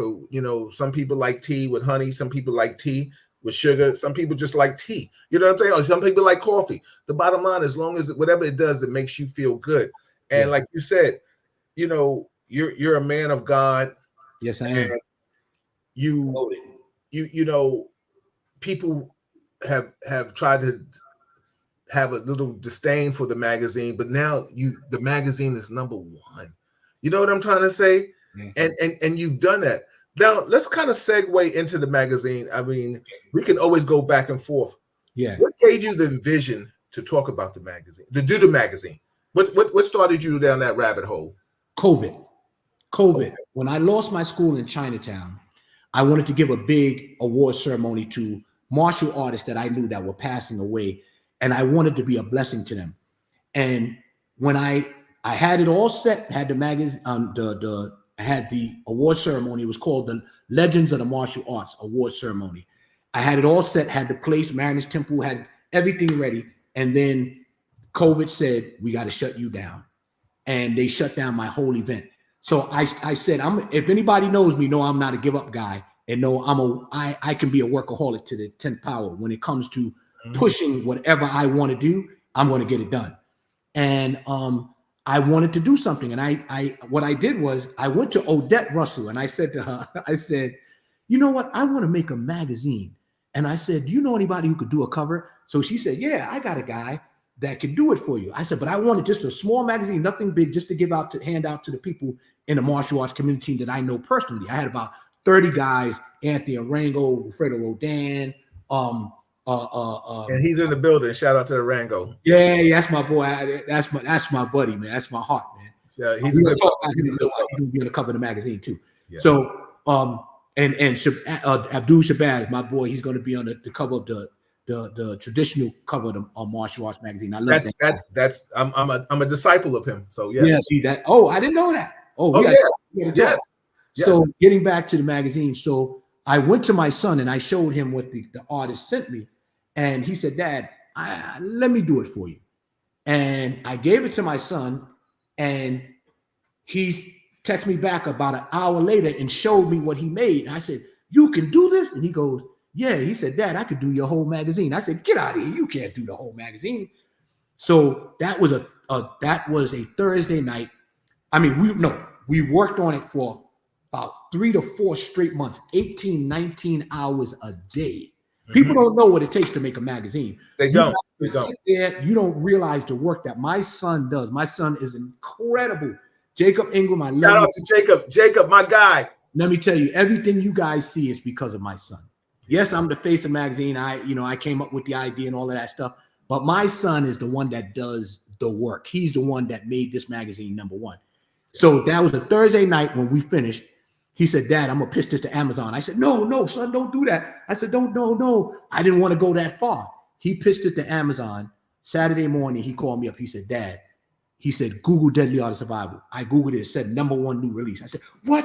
And I started screaming. I ran down, showed it to my sister. That Monday, we were the #1 bestseller. No, #1 worldwide that Monday. That following Wednesday, we were #1 bestseller. And we never looked back. And that was 2 years ago. And we have out 15 editions, and every edition from that day, which a lot of people don't know, the only magazine that went 13 times was New York Times, was the Times magazine, not New York Times, Times magazine. They did it 13 times, but they didn't do it in a row. They did it sporadically. We did 15 times in a row. So we beat the Times magazine for the most consecutive #1 spots. Salute to you. to the whole crew. Listen, we got all our representatives, Jim Rivera, Darryl Starks, Carl Matthews, Abdul Shabazz, Odette Russell, Nina Bianco, all these. I don't want to say everybody. I can't remember everybody, but my whole staff, Glenn Beck, Dasan, my daughter Chastity, all you guys. If it wasn't for you, there would be no Deadly Art of Survival magazine. None. Was Hassan Khalik. I can go on and on. If I didn't name you, please, not because I just can't remember. We have a whole big staff. Yeah. Listen, and I will say this too, and I'm sure I will speak to you on this. If we forgot somebody, Greg Zill, and tell you, blame it on the brain, not the heart. Exactly, right? Yeah, exactly. Yeah. I said, Jim Rivera, Greg Zill, I love you guys, man. Yeah. My heart and soul. You know what's so funny? When you know, we'll talk about this. Well, since you mentioned these people names, what made you put these people in position to help you organize the magazine? It's absolutely integrity and respect. But go ahead, please. Go ahead, elaborate. Integrity. These were instructed that we handpicked. Watching their Facebook pages, watching what they're doing in the martial arts community. They're not putting up foolishness and all kind of ridiculous comments and then deleting them like nobody's gonna see that you made a stupid comment. Then you delete it an hour later because you realize you're going to get flack. So you're being, these are people of integrity, good martial arts instructors that we surround ourselves with. And I was running down names to my son. He said, Daddy, I was watching him too. Greg Zilby, bad. Anthony Arango's, he's the man. Odette Russell, look at this. Nina Bianco, Samuel Scott, all these people, yes. Hassan Khalik. These are people of martial arts integrity and royalty that we got behind us that's watching our back. And if I left any names out, please take it with all in love, man. All our representatives, I posted them the other day. They're doing such a good job, and we picked them according to what we're seeing, being martial artists of integrity and honor and respect, respecting themselves and respecting the martial arts community. They have schools. Each one of our, with exception of one, have their own school, and you can't tell me what you're doing in martial arts if you're not doing it in your community. You just got a little select few people that you want, them to follow you. No, we're not a cult. We're a family. Deadly Art of Survival is a family, and the magazine was designed to put forward martial artists that didn't have the opportunity. Black Belt Magazine wasn't giving these martial artists opportunity. Karate Illustrated, Official Karate, they only pick celebrities or select few. No, we want to give the martial artists the ones that are doing things behind the scenes that we don't see, that are making a big mark in their community that nobody wants to talk about. We want to give them the opportunity to get their accolades. Not Nathan Ingram. You understand that? If that was the case, you see me on the cover all the time. I don't want to be on the cover like that. Yeah. It's so funny that you said something that I was going to ask, but I'm glad you segued into it. Mm-hmm. You didn't go with the commercial martial artists. Mm-hmm. You went with the martial artist that does more for the commercial. I'm trying to say, like you just said that, because a lot of these martial artists, a lot of times, didn't travel, but they were some bad ass martial artists, and we're gonna get all of them. Oh my God, they put foot to ass, and excuse my French, anybody that if you're God fearing, I mean, it was just a little diction that I had to put out there, but you know what I'm saying. But the bottom line is, you gave, and I want you to elaborate on that too. You talked about integrity, but talk about the fact that you highlighted the martial artists that maybe the person in Colorado or Nebraska didn't know, but still has credits. Elaborate, please. Yeah, we're highlighting people. It doesn't matter where they come from. We're in 106 countries now, the Deadly Art of Survival magazine, all over the world. Okay, Japan is a big follower of ours. Korea, Australia, England, Europe, they're all big fans of ours. So I said that to say, it started out at East Coast magazine, but we had to get started somewhere. We're highlighting the next couple. We had 3 editions coming out in 1 month in December. 3 editions coming out in 1 month. We're gonna break all kind of records, man. And we're not doing it for us. We're doing it because the martial arts community needs this. They need to see men and women of integrity. And if you're acting a fool, we have taken people off the cover of our magazine because they want to act a fool and act up and act stupid. We that's not what it's all about. You claim you're a martial artist, act like one.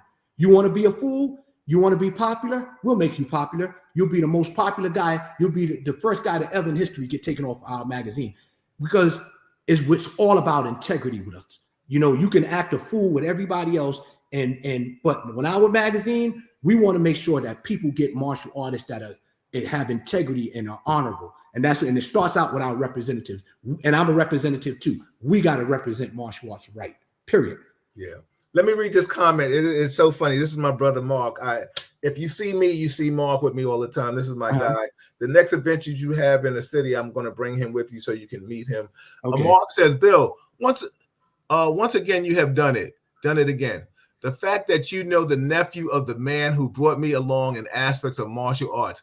Doc spoke of his nephew often. We met, I believe, at Studio 54. Amazing stuff. I have the ultimate respect for you and Sensei. Outstanding, Ush.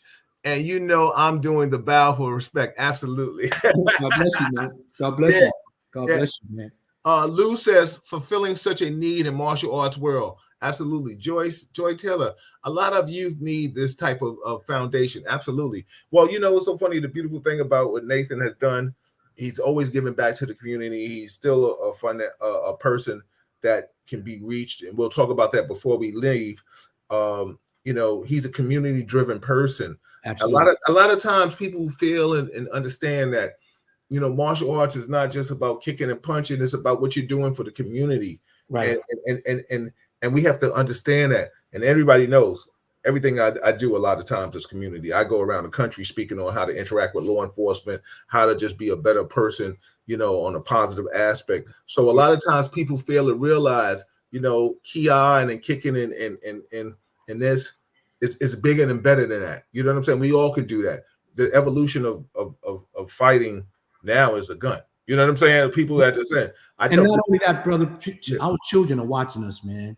Absolutely. Our children are watching. We can't complain about what's going on in the street if we're acting like fools in front of our children. You understand? You got grown people posting themselves up, getting high and acting stupid and training in the martial arts. And this is not what it's all about. I never went to a karate school or had a parent say, you know what, you're an instructor. And I seen you on Facebook with a joint in your hand or with a liquor bottle in your hand.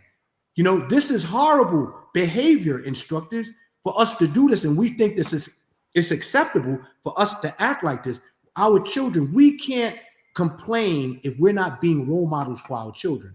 All I ever wanted to be was a role model for our children. I don't care about the hard-headed adults. You can act the way you want, but our children mean the most to me. That's why I made it a conscious effort not to curse. I made a conscious effort not to smoke, not to get high, not to drink, not because I'm knocking anybody. I don't knock anybody that does that. I always wanted to be the guy in the community that the kids can say, everybody else is over there, but Nathan's over there teaching. Everybody else is over there in the park getting high and acting a fool, but Nathan, we can go over to Nathan and we can train with him.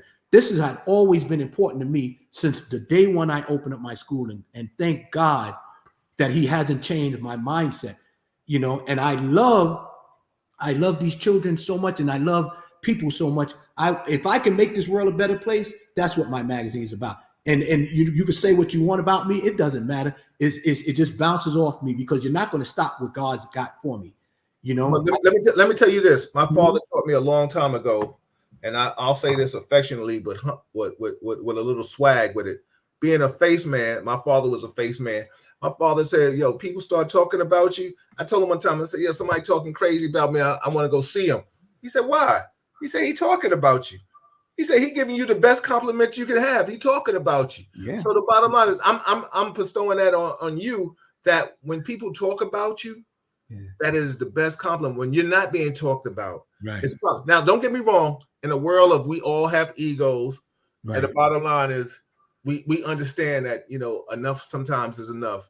You know, we pray to the Almighty to make us better, but sometimes like stop, leave me alone. And I get that.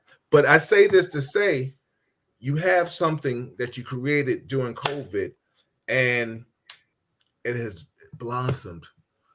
Let's talk about how you pick. I know you talked about you don't deal with the buffoonery. No, I don't. No, but let's talk about how you picked some of the martial artists, because you delved into the communities, right, of neighborhoods from New York to all around the world, and pulled out the best of the best in those communities. How did you pick them? Social media, watching what they're posting, then doing some research on them, and we have a higher rate of not getting guys in than we do of having them in, because of course, absolutely, so many guys they're not who they say they are, or they're faking the funk, or they're not really training, and they don't have any real lineage. So we have to be careful what we put in our magazine. We don't want to become like the modern day Inquirer. That was a magazine that used to lie and fabricate stories and stuff. We don't want to become that. We pick and choose, through social media, through word of mouth. Our representative does a good job. Like, they recommend people, and they'll say, "Listen, there's this one guy nobody hears about," and we get this. Listen, if you knew how many calls I got a day, you would say, "How on earth can you be awake that long to get that many calls?" I'm talking about all hours of the night. Me and my son is up. Jacob, dad, I think our waiting list is way over 3,000. Our waiting list for people. Well, that's a beautiful thing, because that means you have more literature to pass out. You know what I'm saying? So exactly. Yeah. So that way you can screen the process of who you think deems necessary to be in this magazine. And I think what you're saying, along with the people that you've assembled, is integrity. Yes, integrity, honor. And I want to make another announcement when I get a chance. I've got to make. Listen, if you want to make now, you go ahead, because we just flowing. This is brother to brother conversation. So this announcement. I want everybody to know we're going to announce that the deadly art of survival. Everybody thought I was going to talk about getting married. That's coming soon, but the Deadly Art of Survival magazine is now going to be going over to. We're going to become a video game. Wow. Yes. Okay. Yes. Okay. We're making our first martial arts video game coming soon. The advertisement starts actually tonight. And I had to make this announcement to everybody. What's getting ready? We're taking it to a whole nother level. And the theme is going to be martial artists in the communities, the bad communities that are doing what these martial artists in our magazines are doing. And they're becoming heroes in this video game. And they're fighting. Was this like the comic book that you kind of started in the magazine? Yes. And we decided, my son decided to turn it into a video game, because people are not really getting paper magazine unless you're hardcore. Yes. And our fans, we love you. We thank you for the support. Thank you. Keep supporting our paper magazine. We love you, because listen, when the computers and your phone goes off, you got to have something to read. And the magazines will never go out of style as far as I'm concerned. But we want to turn into video games. Originally it was supposed to be Apollo. That's the story of my life with many martial artists that I know that was a part of my life. We're still going to come out with the comic, but now we're coming out with the video game very soon. And look, it's going to make, all I'm going to say is you're going to be in for a ride. I seen some of the clips today, and I almost went into tears. It's going to be awesome. And we're going to highlight certain martial artists that made a big impact in the martial arts world. And they're not going to be a celebrity. It's going to be somebody that people that you can identify with and go, wow, this is what they did in their community. And we're going to make them immortal. right. The person, the martial artist right next door. That's right. That you can identify with doing big things. You have to understand, you might be next to somebody, you might be living next to somebody very famous, yes, unbeknown to you, but just because you don't see them on TV doesn't mean they don't have accolades. So yes, let's all walk with a humble spirit. Stay humble, martial artist. Nobody cares if you try to act tough. It's the key word is act. Be humble. People gravitate to humility. They gravitate to the ones that's quiet, and the one that really want to do stuff from their heart. None of us are perfect. God is, and he works through all of us, but through most of us. I just want to say this really quickly. On the next cover, and Jacob told me to remind, if you don't mind, I got. It's your show, brother. Go ahead, man. Rock on, please. I just want to say on our next cover, we have 3 covers coming out. Anthony Ringo is going on the next cover of the Deadly Art of Survival magazine. We're going to also have Baz on the traditional cover of the magazine. Guy like Eddie. Who you going to have? I missed the name. I'm sorry, I was clapping. Abdul Shabazz is actually going on the traditional cover. Oh, shout out to my teacher, Us. Yes, soon. That's coming soon. We're also having Sean Merriman from the NFL, the football player. Sean Merriman is going to be on the cover of the Deadly Art of Survival magazine. We also want to talk about DOSCON 4 is going to be big. The theme, Fight Night. Okay, for all the instructors that talking a lot of trash, come down without your gear. Come down. We don't tell them that because you might have an empty house. Because Nathan Ingram is getting on the mat with you. So I'm inviting some of you Facebook gangsters. No, they're not gonna come. Please. Nathan Ingram is getting on the mat. Yo, brother, they're not coming. Listen, they're gonna be in the bleachers. Talk about I had a cold. Yeah, we're gonna have I had a hangnail on the mat. We're gonna have Greg Zilb on the mat. Jeff Chan might be on the mat. We're going to have I can't remember everybody that's going to be there, and so please forgive me if I don't remember your name that's going to be there. But we're going to be announcing it on Facebook, and we're going to have a lot of people on the mat that's going to Bill McLeod. Oh yeah, he's going to be on the mat. Shout out to Bill. The theme is going to be Fight Night, and I'm going to be teaching old school bare knuckle traditional karate fighting. And how you can get how it works for you on the street or in regular kumite, because I'm hardcore, don't wear equipment guy. Yo, put your knuckles to the screen, man. Just for a second. Everybody look out the world. What the hell is going on? Him and shout out to Professor Shabazz. Yo, they got the craziest knuckles in the game, bro. That's my brother, man. Shabazz, I love that guy. That's my heart, man. He's my heart. The heart is working. I respect him so much. Anybody that trains hard and don't talk, and there's a humble brother, he don't talk, he don't disrespect nobody, he don't talk behind anybody's back. He's all about getting on that mat and do the right thing. I love martial artists like that. Yeah, let me tell you shout out to Shabazz. Yeah, I started rocking with him in 2000. I think my brother passed away in 7, so I'd say 2005. And I'm part of his family. I hope he feels that, of course, the same way. Shout out to, I know he's living happily in ATL, but that was my jiu-jitsu instructor. And then, segue into the person that I'm a disciple of from him is you have Soki on this magazine coming up too. Soki he's already, it's already out. That's what I'm trying to say. Yo, he became number 1 within. You got the. I told Soki the other day when we spoke on the phone. I told him, I said, I call you the Mike Tyson of martial arts. Yeah. He's a bad man. He's a bad man. His magazine became number 1 in under 24 hours. Wow. Yeah, it became number 1 in under 24 hours. I respect him. I honor him. He's a great warrior. And we just putting martial artists out there, give them the respect that they deserve. Put them on the covers and let people see who they are. you know, I want to say something about some of the guys we got coming up, like Anthony Arango. Anthony's a good brother. Shout out to Anthony. He's watching.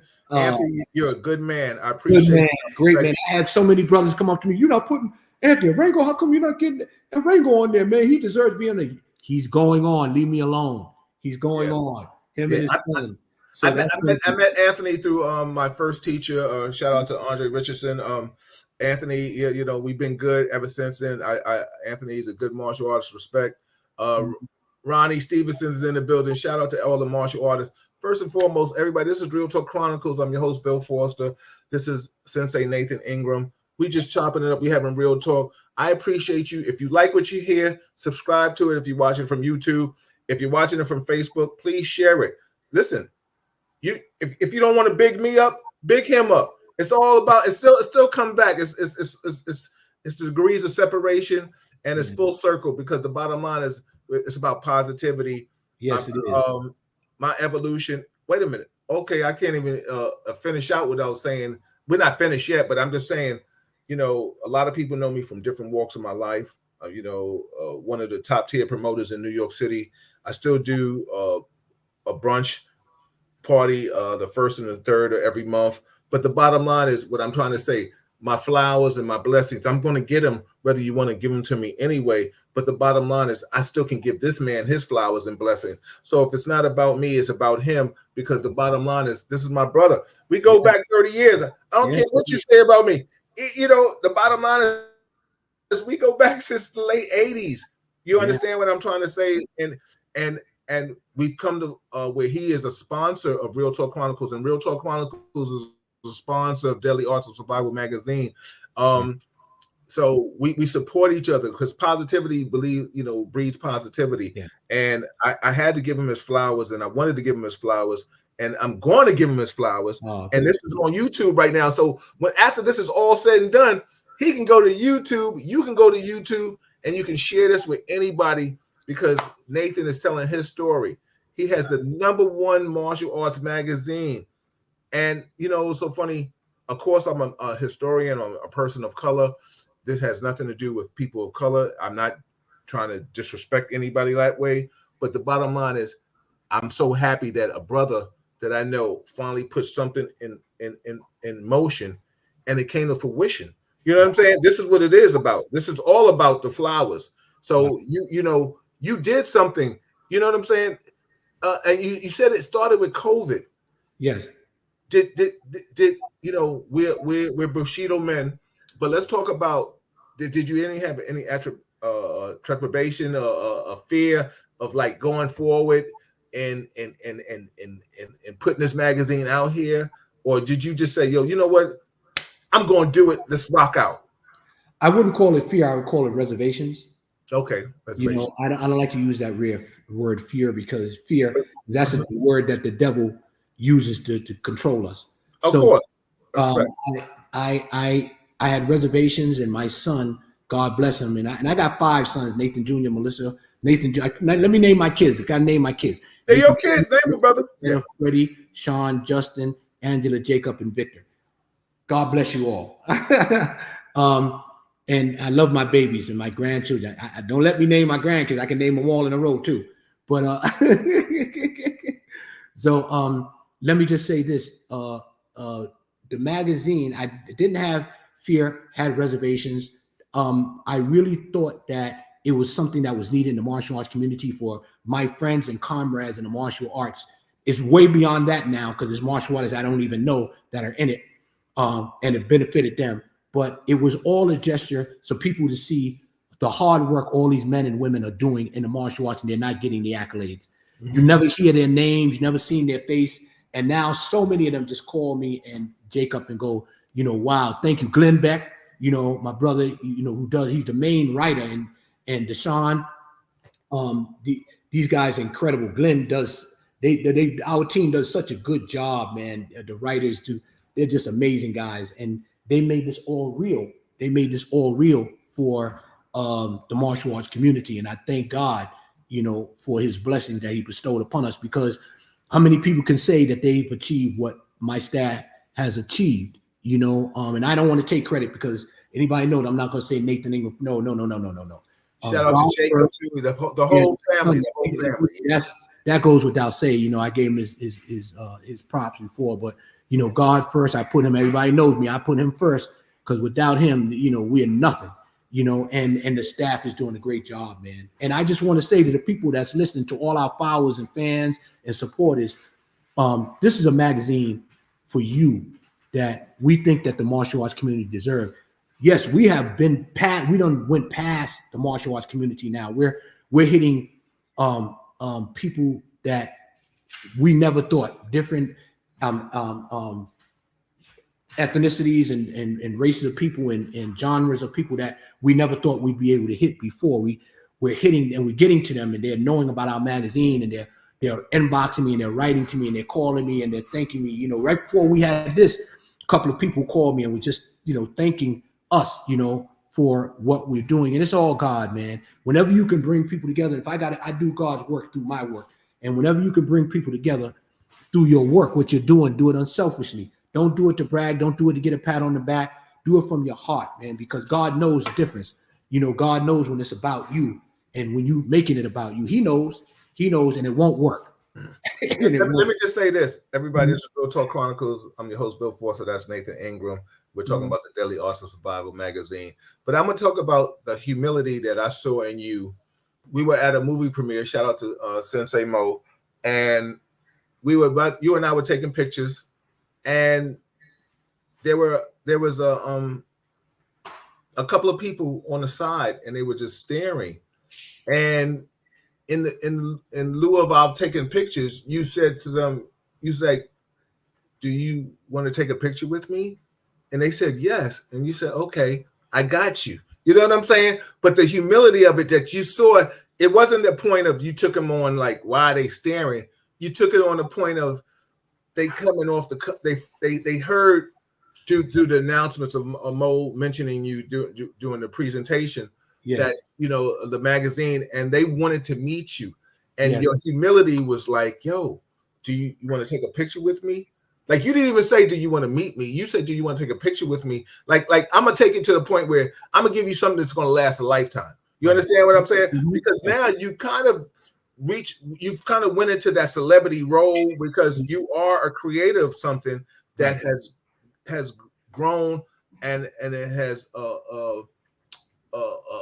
epic proportions right now. Like, there are people that are actually reading and touching something and looking and saying, "Wait a minute, that's Nathan Ingram." You know what I'm trying to say? Like, don't get it twisted. Like, the humility in you, I get it. But the bottom line is you've taken yourself to a status that now you're recognizable and you're still humble. That's the moral of my story with this.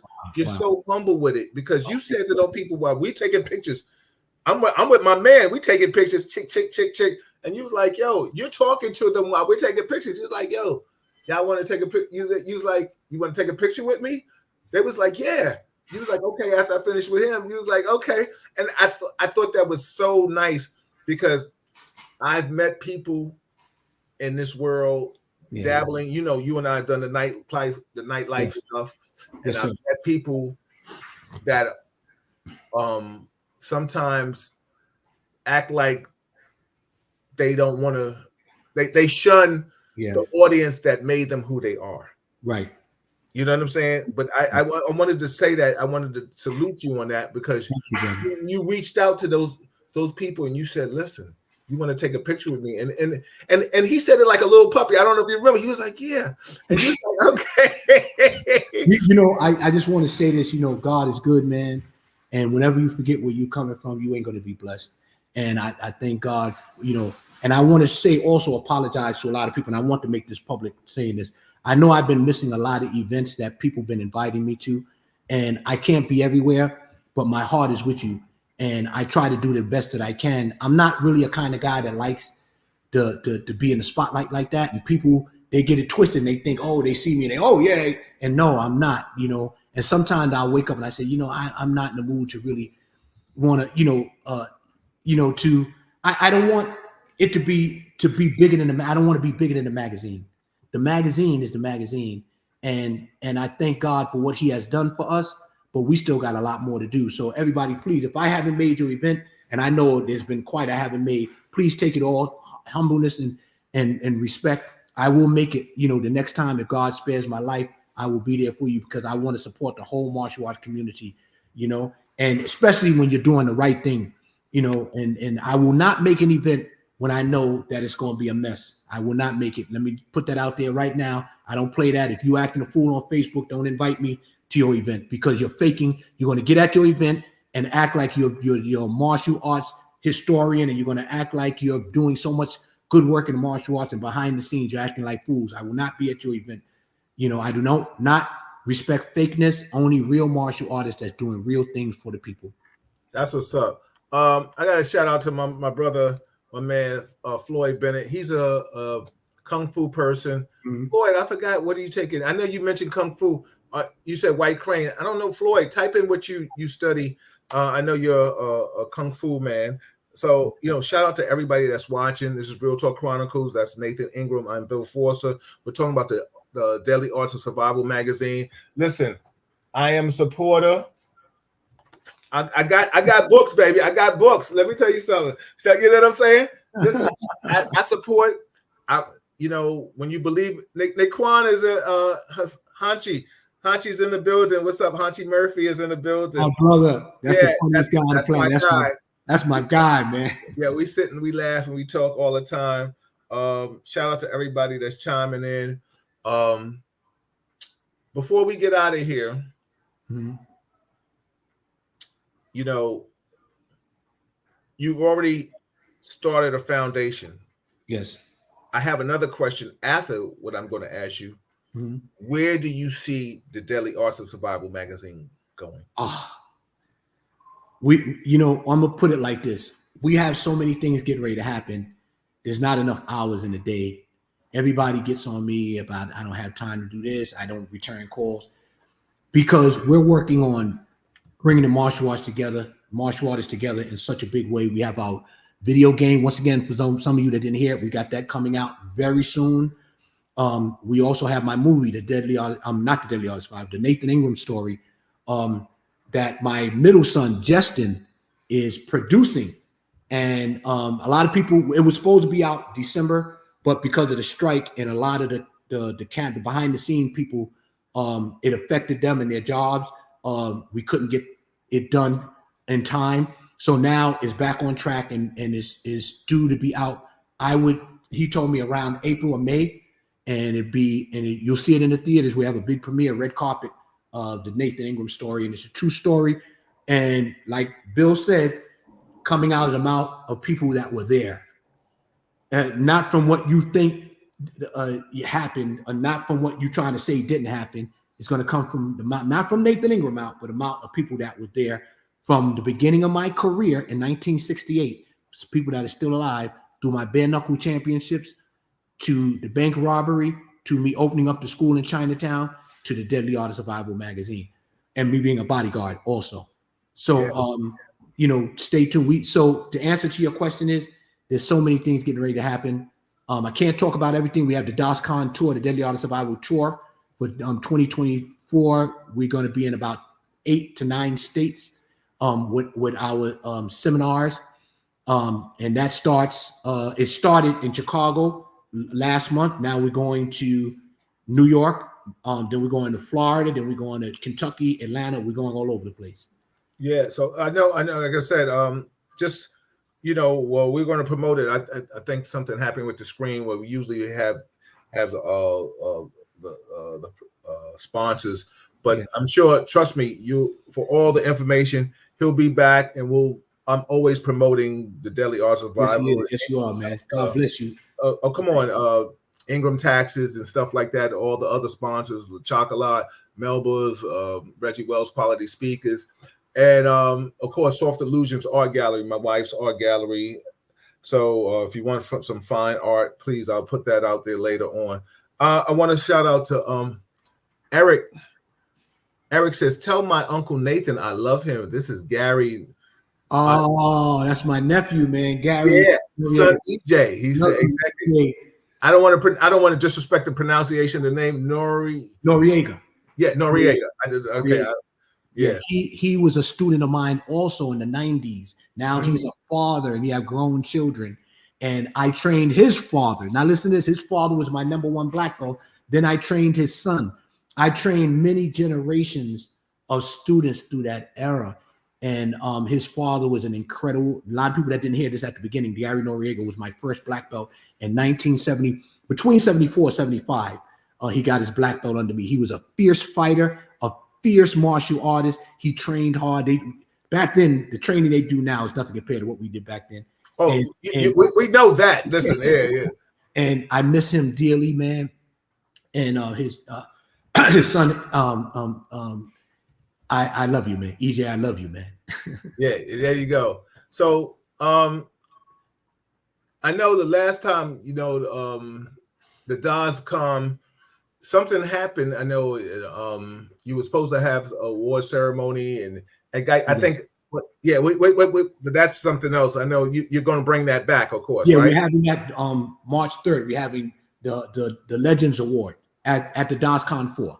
Okay, because I know your son reached out to me. Shout out to my man Jacob. That's my guy. We converse via. You got your award, I know. That's what I just want to make sure. I just want to make sure I'm there to receive it. That's all. Yeah, we got your award, man. I know. I'm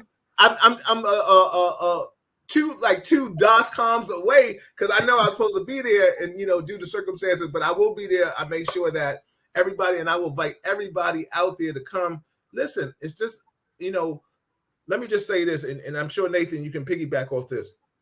When people hear martial arts, you think you got to be hands-on. Come and experience that energy, and then it might embrace you and make you embark on getting to a career, go down a path of martial art. You're never too old to get on the dojo floor. And a great instructor will treat you according to your age and what you can do and you can't do. So understand that. People will feel like, listen, ain't nobody going out there try to hurt you when you coming to them for knowledge. Elaborate on that, Nathan, please. Okay. Say it one more time. I'm sorry. My sister Rose came. Tell Rose I said, what's up? Rose, where are you?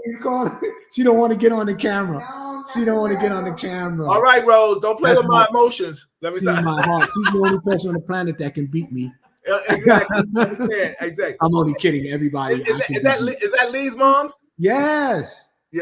That's tell my boy that Lee I said what's up. I ain't spoken to him. My older sister, and she's my everything, man. Yes. Everybody knows that. So basically, what I was trying to say is that I was telling people these seminars that you have are not just in lieu of just a martial artist. They're for anybody to come down and maybe get the bite of the bug. Right. And maybe want to still get into martial arts because you're never too old to get into martial arts. And I say that a great instructor in my eye, and I'm talking me personally because I don't want to speak for anybody else, will hone his system and his skill set to benefit you. Right. You can't a person that's 65 years old can't do what a person 22 can do. But the bottom line is he still can teach you to be efficient in the style of fighting. Right. Elaborate on that for me, please. Well, I'm gonna elaborate on the first part, which was the seminar. What is it geared to? It's geared to please. People coming into the that are not familiar with the martial arts, as well as martial artists. People that are not familiar with the martial arts, we welcome them because then they get an idea and they get a visual of what good martial arts is really all about. Absolutely. I try to get instructors of integrity. I try to get instructors that are on a high level that they have a reputation for really not only talking the talk, but they walk the walk. Absolutely. So that's why I'm getting on the mat on March 3rd. I'm looking forward to getting on the mat with some of these instructors that call themselves in shape. I'm calling you out. I'm calling you instructors that say you're in shape. I'm going to do a sit-up contest with you. I'm going to do a push-up contest with you. We can even get up there and do some kumite in front of the crowd. I want to do all of that because the ages should never be a factor. You understand? Age is an excuse. Understood. I still train almost every day, man. And I say almost because Sundays I don't train. I sneak a training in here and there. Exactly. But you ages should never be a factor. It's just an excuse. You could be anything you want to be. Granted, we may not move the same. That don't mean you can't move. So that's all I was talking about when I was saying about getting new students at an older age. And, yes. and no disrespect. No, not at all. No, not you. I'm talking about for the people out there that are listening that are in their 60s, 70s, or wherever. You know, you still can come and get on that floor. That's right. That's right. That's what I'm saying. And I'm saying a good instructor is not going to try to abuse you. He's going to try to enhance you to get you. Let me tell you something. Once you get a little taste of that, that's right. You get that food. Yeah. Arango said, heard Jody will be doing a seminar. Yes, Jody Tension. I had mentioned his name to everybody. Jody Tension. Shout out to Jody. Doing a seminar, man. I mentioned him earlier. He probably didn't hear it, but I mentioned Jody. Jody's a bad dude, 5-time world champion. Absolutely. Incredible fighter. We have the honor of having him there headlining that day. So everybody come down. It's going to be on. It's going to be good. I'm looking forward. When you see me in my gi, you know it's a special moment. You know, I'm in my gi all the time in my dojo, but when you see me out in these seminars, because I don't go to seminars, man. The first seminar I ever went to was Anthony Arango School, and that was 2 years ago. I had never been to a seminar outside of my school. Yeah. And I like the taste of it, and I want to get out there, but I want to see some of these instructors in better shape. You know, and I'm not talking about, I'm not comparing myself to anybody. I'm just saying, you know, lead by example, man. Come on, don't talk the talk if you know if you're not doing what you're supposed to do, man. Come out there to our seminar, show the young boys how we could do it. You know, absolutely, the young ladies. So with that being said, we're winding down. I have two things I want to ask you. Yes, I want you to tell people where they can get the Deadly Arts of Survival magazine. I already know. They don't know, and if they don't know, they need to hear. And then after that, I want you to give us we always know whoever's on Real Talk Chronicles, they have to leave with positive affirmation. Okay. We send those people positive affirmation. Whatever you want to say, you say it. You take as long as you want to say it, but tell people where they can get the Deadly Arts of Survival magazine. Let me just say this before I'll let you say that, because after you say it, it's a wrap. I want to thank everybody for chiming in. I'm Bill Forster. That's Nathan Ingram. Listen, if you like what you heard, subscribe to it. If you're watching from YouTube, if you on Facebook, share it. Share that man's story. This is his flowers. Listen, the first Monday of the month, we have Assemblyman Al Taylor. We're talking politics. The second Monday of the month, we have Dr. Marilyn Corder.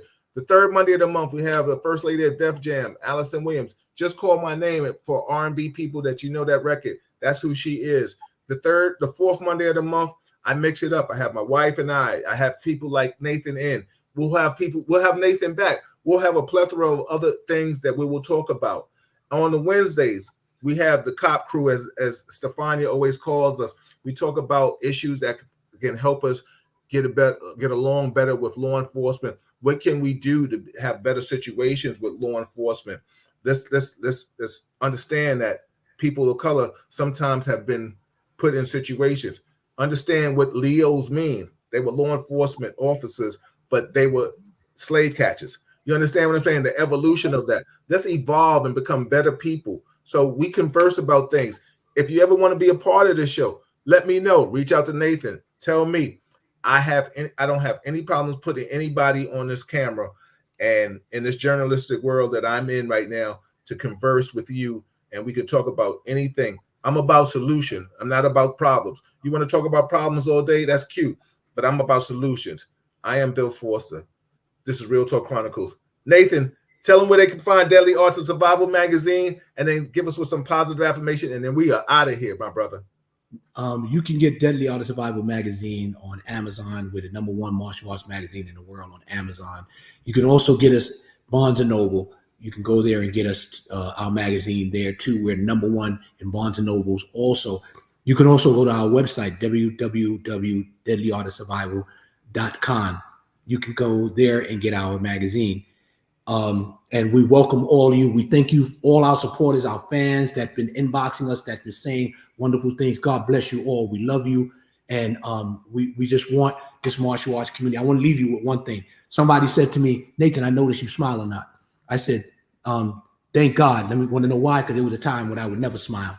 I was bitter. I was angry. I was the guy you didn't want to mess with. I was the guy that walked through the neighborhood that didn't care. And when God came into my life, he changed all that. And I got a lot to smile about. I met some wonderful people. We have a wonderful platform. I'm gonna use this platform, unlike others. I'm gonna use this platform to be the best example of a martial artist that I can be, and I want to attract people that want to do the same thing. I'm not perfect. God works through me. Only He's perfect, but I let Him work through me to get to you. And I want to say, and I thank you, and I want instructors to know. Listen, let's do better. Okay, if you can say something, remember, once you say it and you release it out of your mouth, you can't take it back. So let something positive go into the atmosphere. There's a reason why they call them curse words, because once you release a curse word, you change the atmosphere. Okay? If you say somebody is stupid and then you put the F word behind it, it has a whole totally different feel. That's because cursing shouldn't be done. And I'm not telling you to change what you say, just change how you say it, because you can curse and still be nice. But what I'm saying is, watch, instructor, how we carry ourselves. People are watching us. Children are watching us.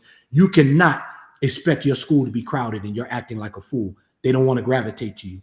They want to gravitate to martial artists that talk the talk and walk the walk.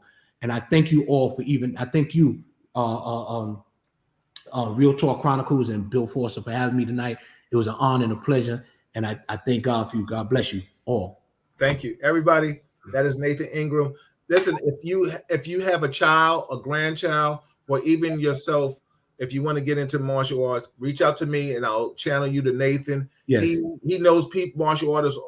I'm gonna tell you my school all over the world, that he can channel you to somebody that he thinks was going to give you the integrity that you need to learn from. The bottom line is, we want to keep that history going.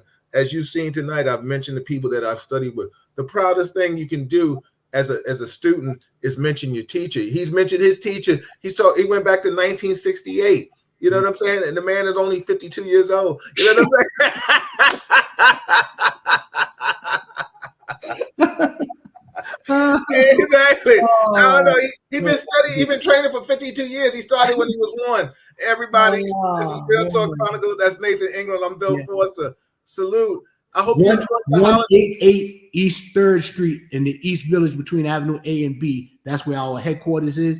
And give it to him again. Give it to him again. 188 East 3rd Street between Avenue A and Avenue B, the Lower East Side, the East Village. That's where Dow's headquarters is. Deadly Object Survival headquarters is.